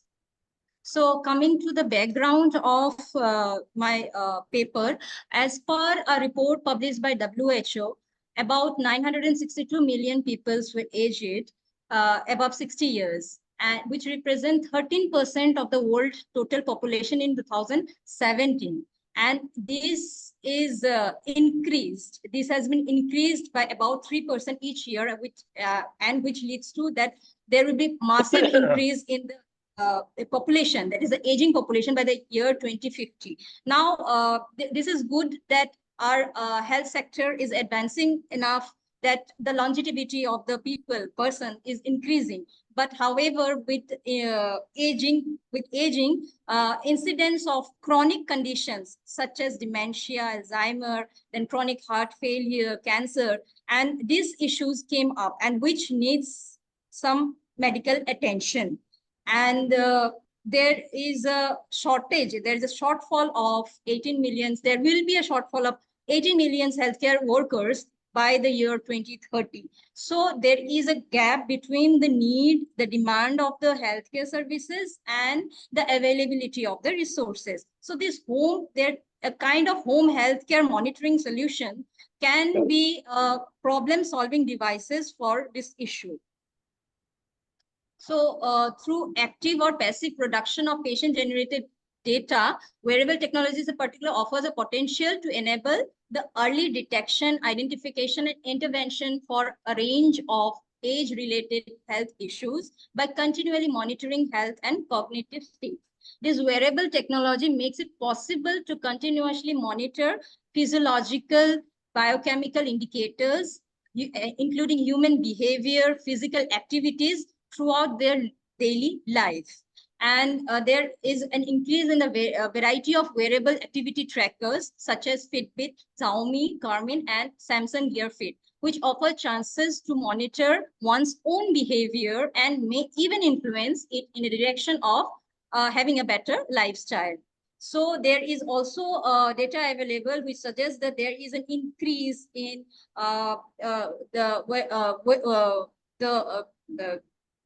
the market of the wearable devices, and it has increased after the post-COVID scenario. This article is an analysis of the literature in terms of wearable health monitoring solutions, and the result will be provided in a thematic descriptive manner. So the objective of the study, since it is a literature review that provides an overview of the factors influencing the older customers' perception of risk uptake and their acceptance of the wearable healthcare materials and methods. A literature search was conducted in English literature, and on wearable technology for elderly focused literatures were searched.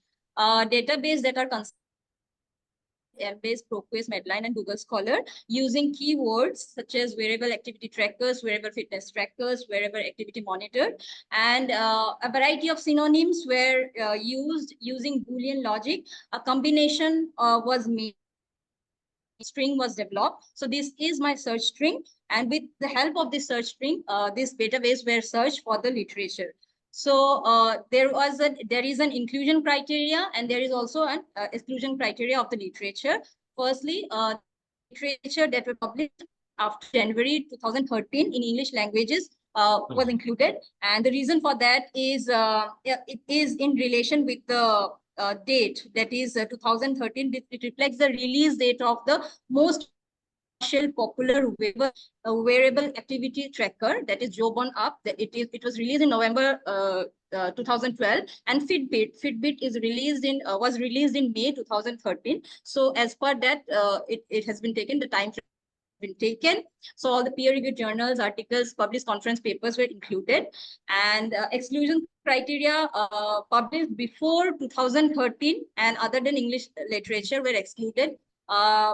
Literature reviews and systemic reviews were excluded. Book chapters, dissertation, thesis, magazine, reports, wire feeds, position papers, editorials, white papers, and working papers were excluded.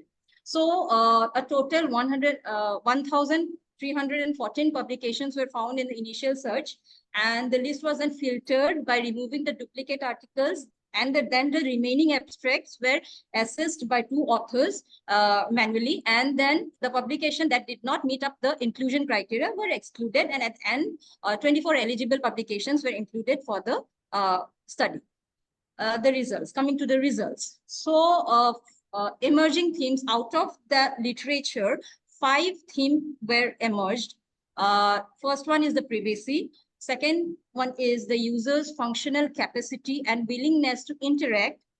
Third one is the rationale for adopting a device.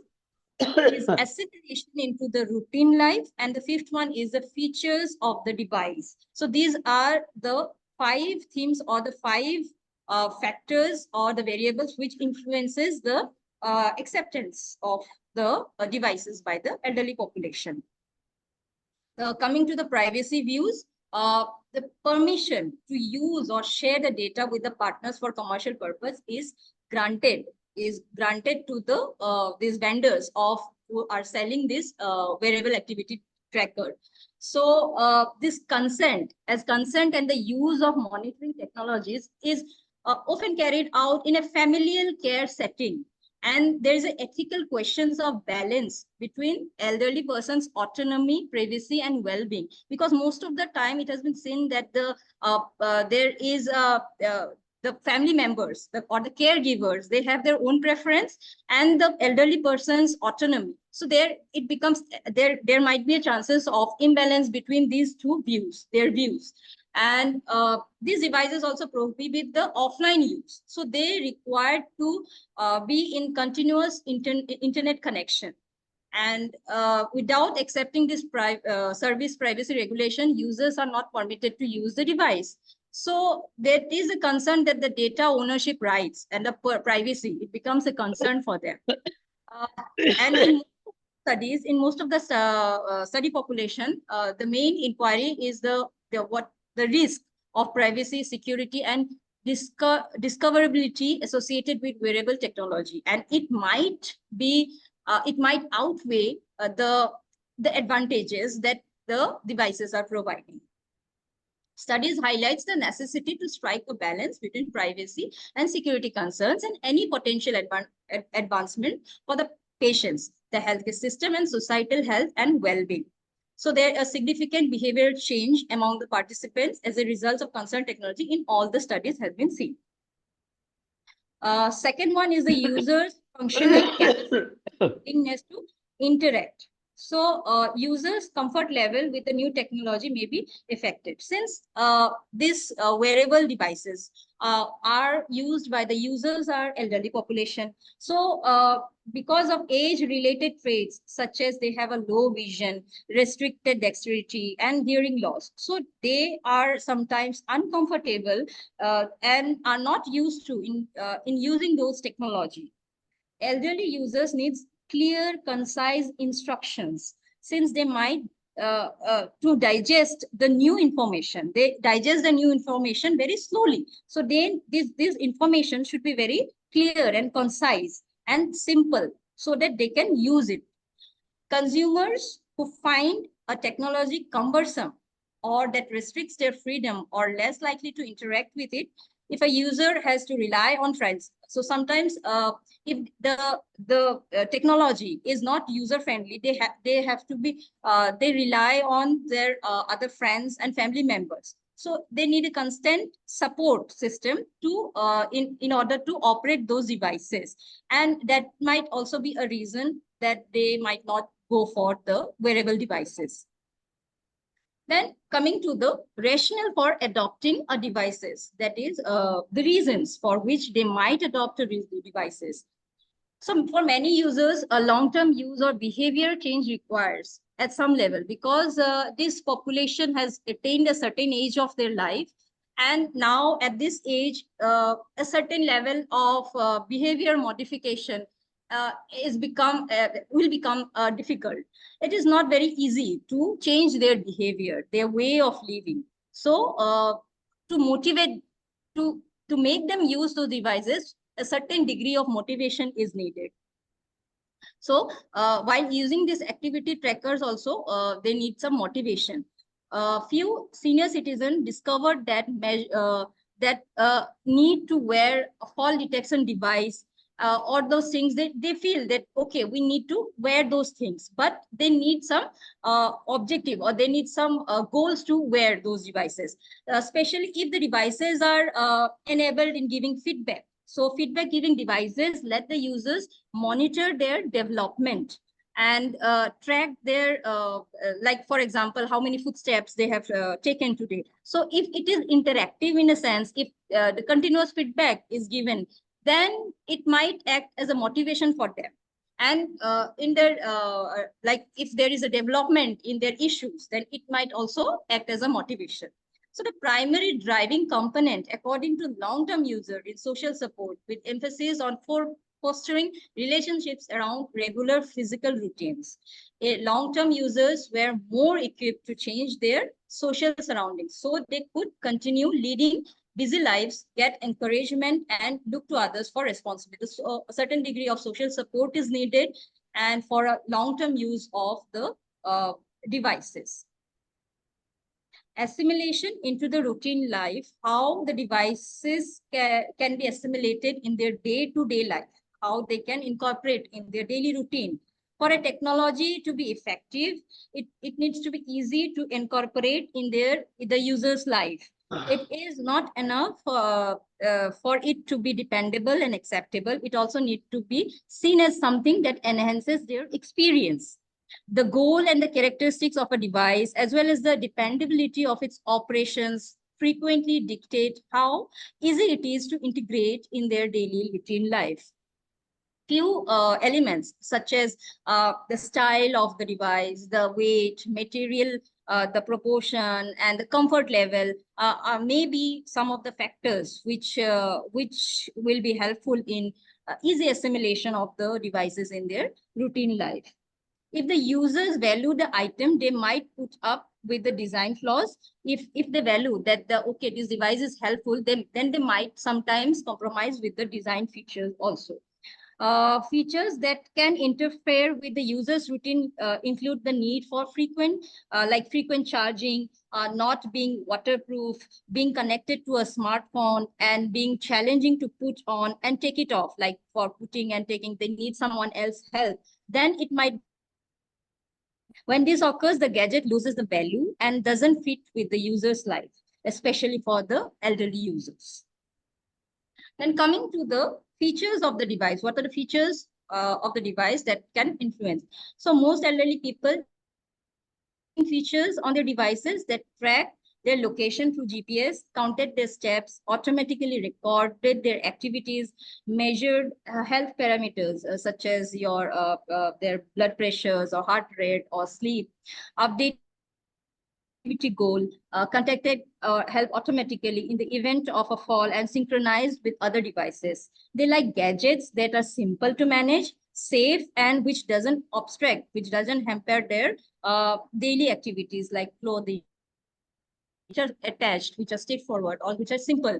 They like those features in the devices. So in conclusion, according to this review, a number of important aspects that affects the older individuals' adoption of technologies. This consists of perceived added value to the user's life, convenience of use, purpose, and internal and external motivation for using the technology.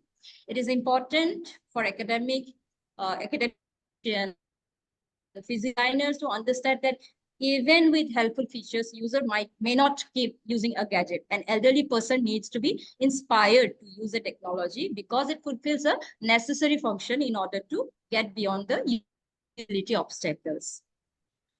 These are my references. Thank you so much.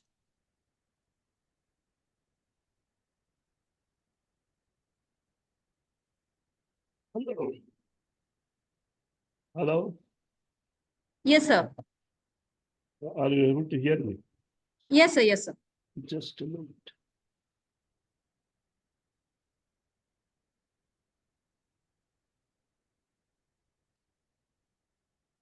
So, in your opinion, yes, sir, what may be the cause of reluctance to use these devices?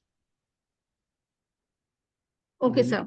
Why the people may be reluctant? What reasons that they may be reluctant to use, elderly people particularly, these devices? Yes, sir. So, in my opinion, there are two things because of which this elderly population is reluctant to use. First one is the behavioral modification or the change in the lifestyle or routine life.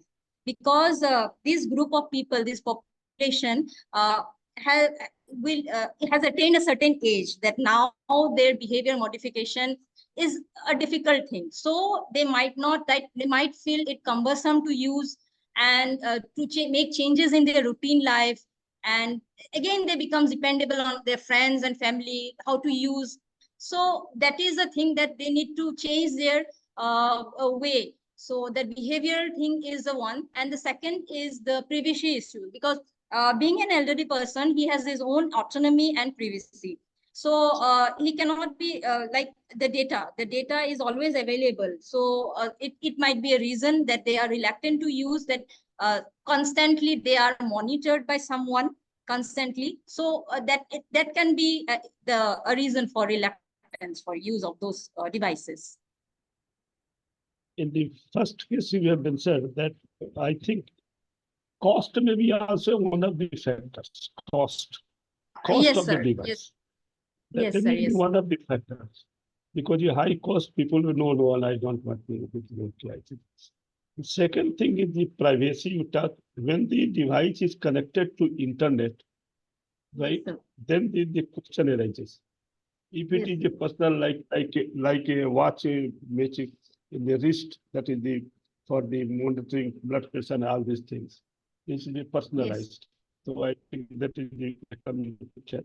But anyway, Yes, sir. and the other thing is that can you name just for sake some of the devices which are currently used by elderly people? Yes, Do sir. you have So, Fitbit is a smart watch that can be worn, which which monitors the steps, the heart rate, and the sleep. So, this is a very commonly used device. That is Fitbit. Next is Job on Up. That is commonly used in USA. So, these two devices are there, which are commonly used. What about the devices for the sugar patient also? There is the devices, sugar patient also. Yes, sir. Because I friends, some of my friends, there something there in their wrist, vest, they have some belt light type that, and then whenever the sugar is coming down, that makeups Yes, feel that they're down or not. There are some devices are there. Anyway, but thank you Yes, very sir. much. Thank you, sir. Thank you. Nice presentation. Thank you. Thank you, Dr. Dimpy.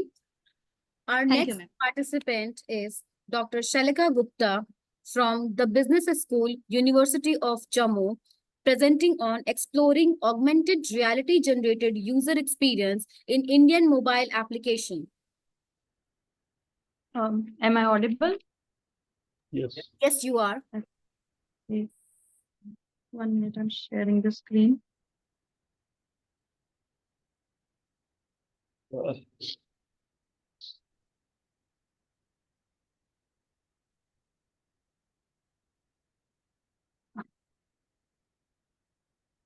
Is the screen visible? Not yet.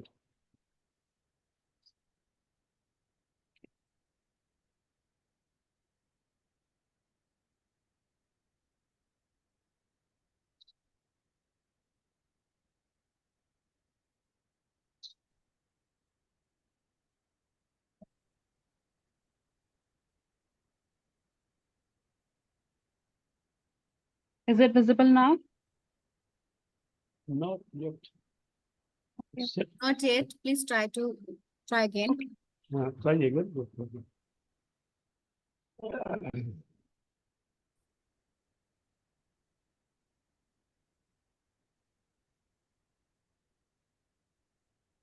How many candidates are left now? Hello. All of Odisha. Huh? Mobile number share Koreas. It is like a last participant. Is it visible now? Yes, yes. Okay. A very good afternoon to all of you. My name is Antara Sharma, and the topic of the presentation is exploring augmented reality generated user experience in Indian mobile applications. Let's start with the introduction. The recent years have seen the rise of information technology, artificial intelligence, and computing capabilities, which have shifted the way customers shop and interact with products and services. This shift has led to a rapidly changing paradigm from technology-centered to user-centered orientation. Consequently, there is an increasing need of understanding user experience for user acceptance and further dissemination of these technologies.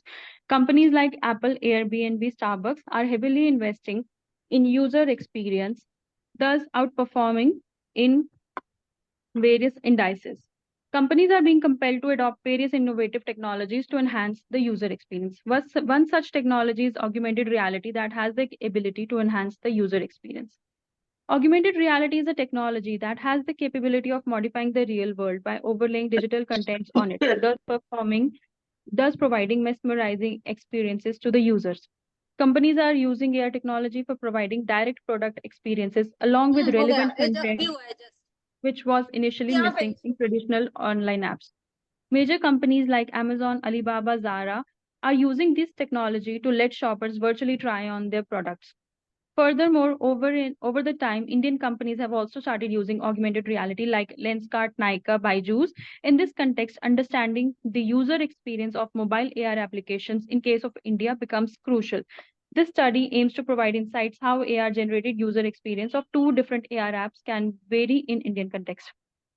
There are few research gaps that were identified. There is lack of literature in augmented reality despite its growing importance in retail. There is a lack of comprehensive research to evaluate the user experience created by the AR applications.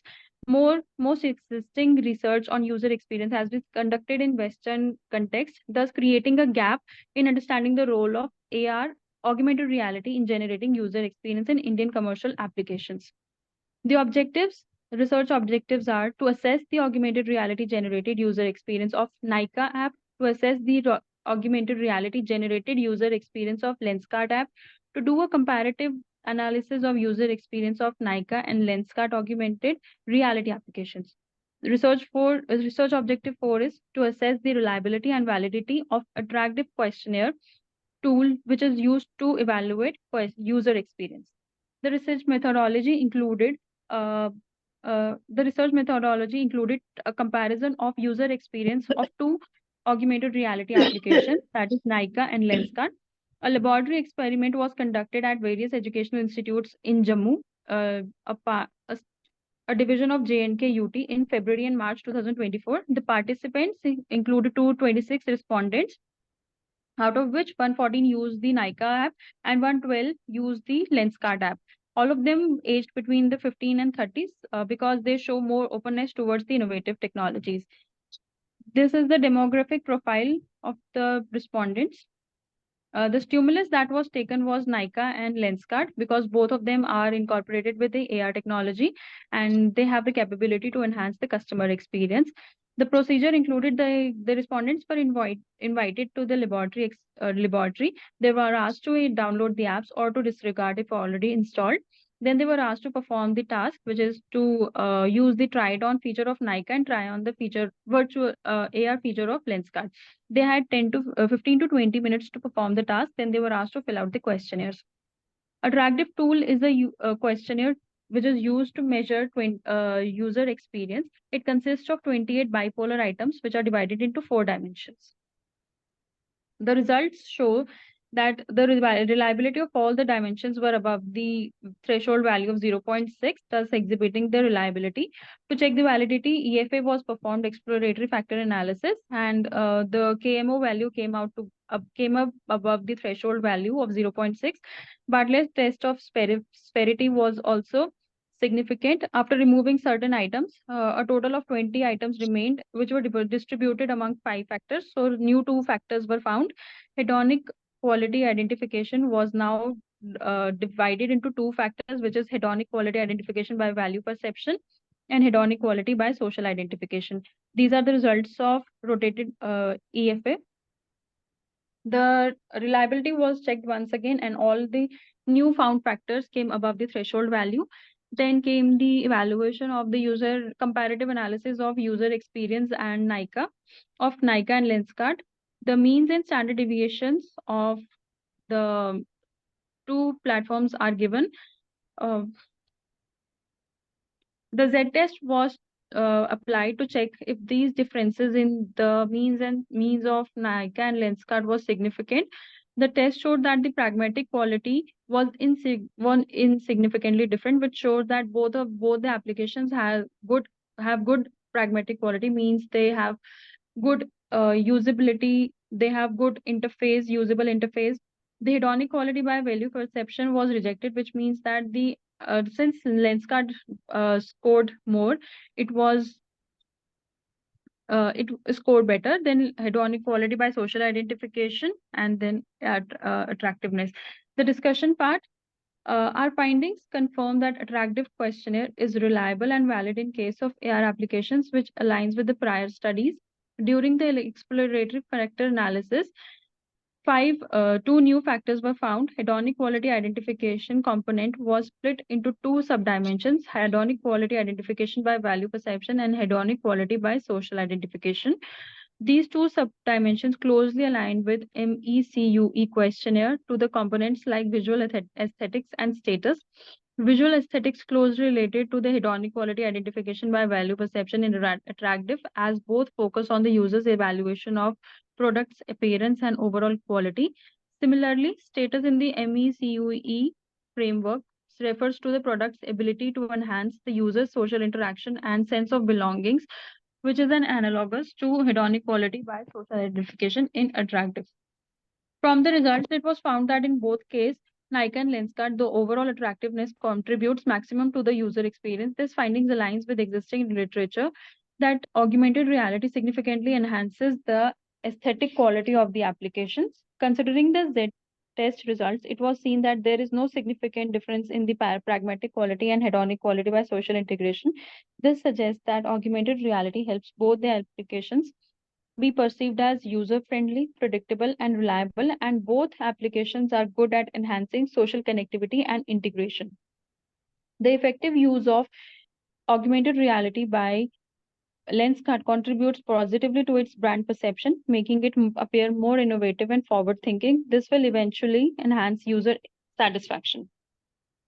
The theoretical implications are the study adds further to the literature of user experience scale by validating the attractive scale of user experience in the realm of augmented reality by providing a modified model of user experience. By focusing on Indian context, the study extends the applicability of attractive scale to a non-Western setting, which shows the scale's robustness and reliability across the diverse cultural backgrounds, addressing a crucial gap in the literature. Managerial implications. This study offers valuable insights to app developers on how AR technology can be optimized to improve user experience. When companies use AR technology, they have their own perspectives, but to know how consumers actually perceive these technologies, this study holds good relevance. Few limitations of the studies are the age group was only 15 to 30 years. The future studies can include age groups above 30 years. The results of these studies are based on only on short-term interactions, whereas the other studies, future studies can include having a long-term interactions with AR technologies. Further studies could include more constructs for more comprehensive comparative analysis to measure user experience. Only attractive scale was used. However, there are other scales also like user experience questionnaire and MECUE and SUS questionnaire. Thank you.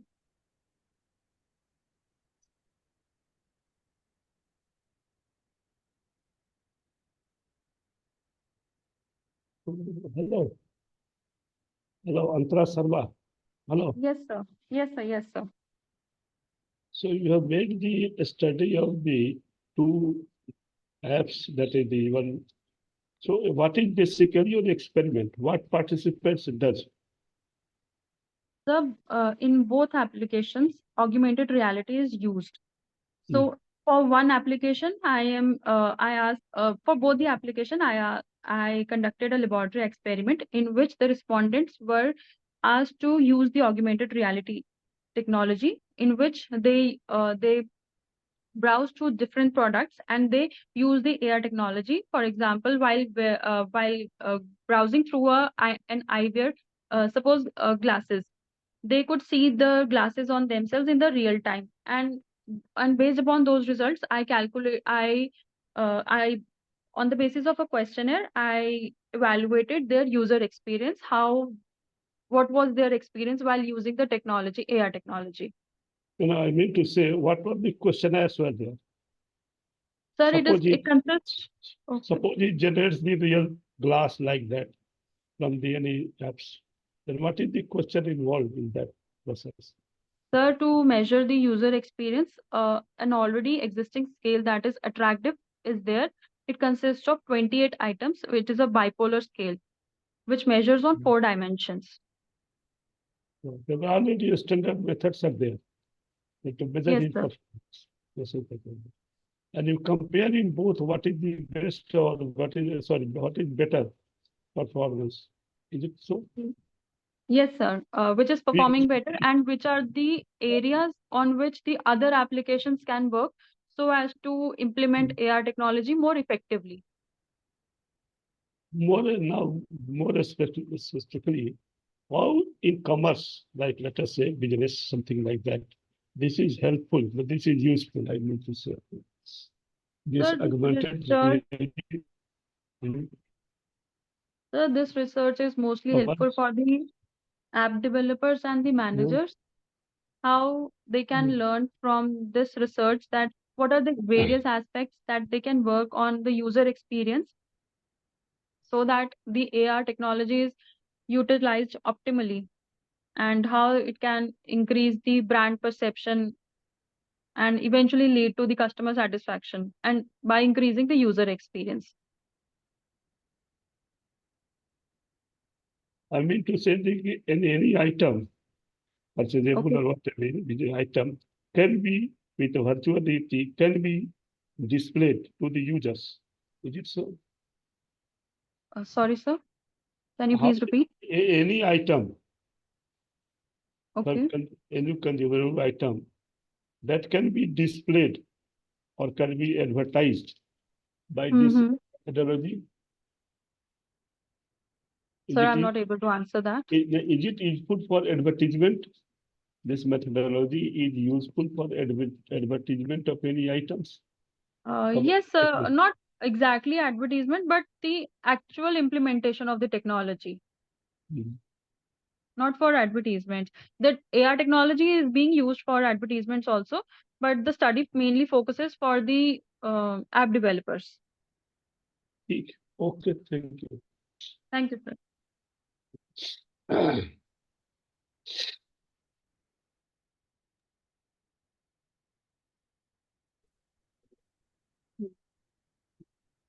Thank you, Shalika. Our next participant is Amrita Srivastav from Department of Botany, Pollution and Environment Essay Research Laboratory, Deen Dayal Upadhyay, Gorakhpur University, presenting on phytoremediation of arsenic using fruit biomass of Coccinia indica. Okay, hello. How many speakers are left now?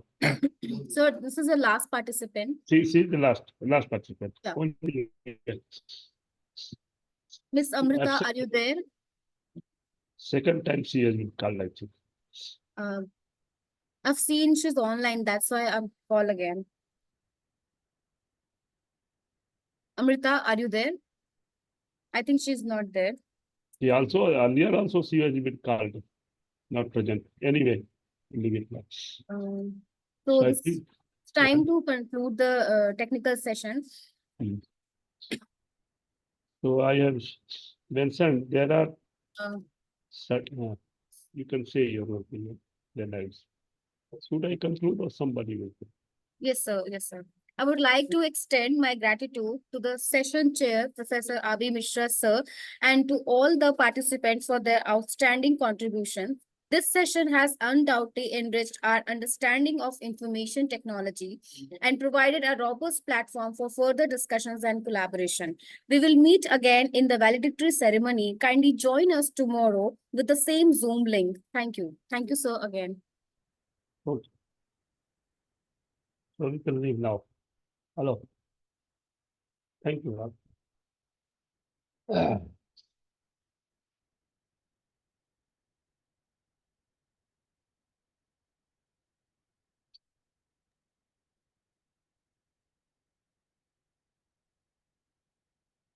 Second leaves if you want. Thank you.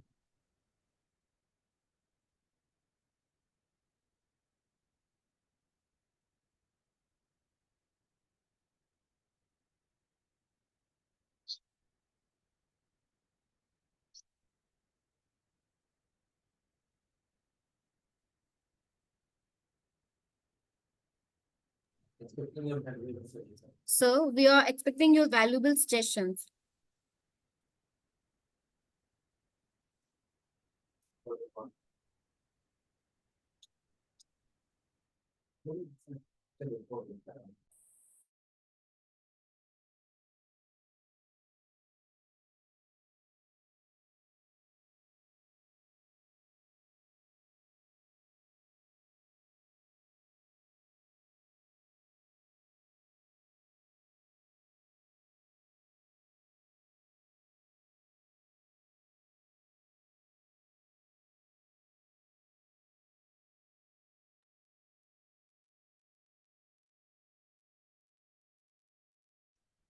Hello.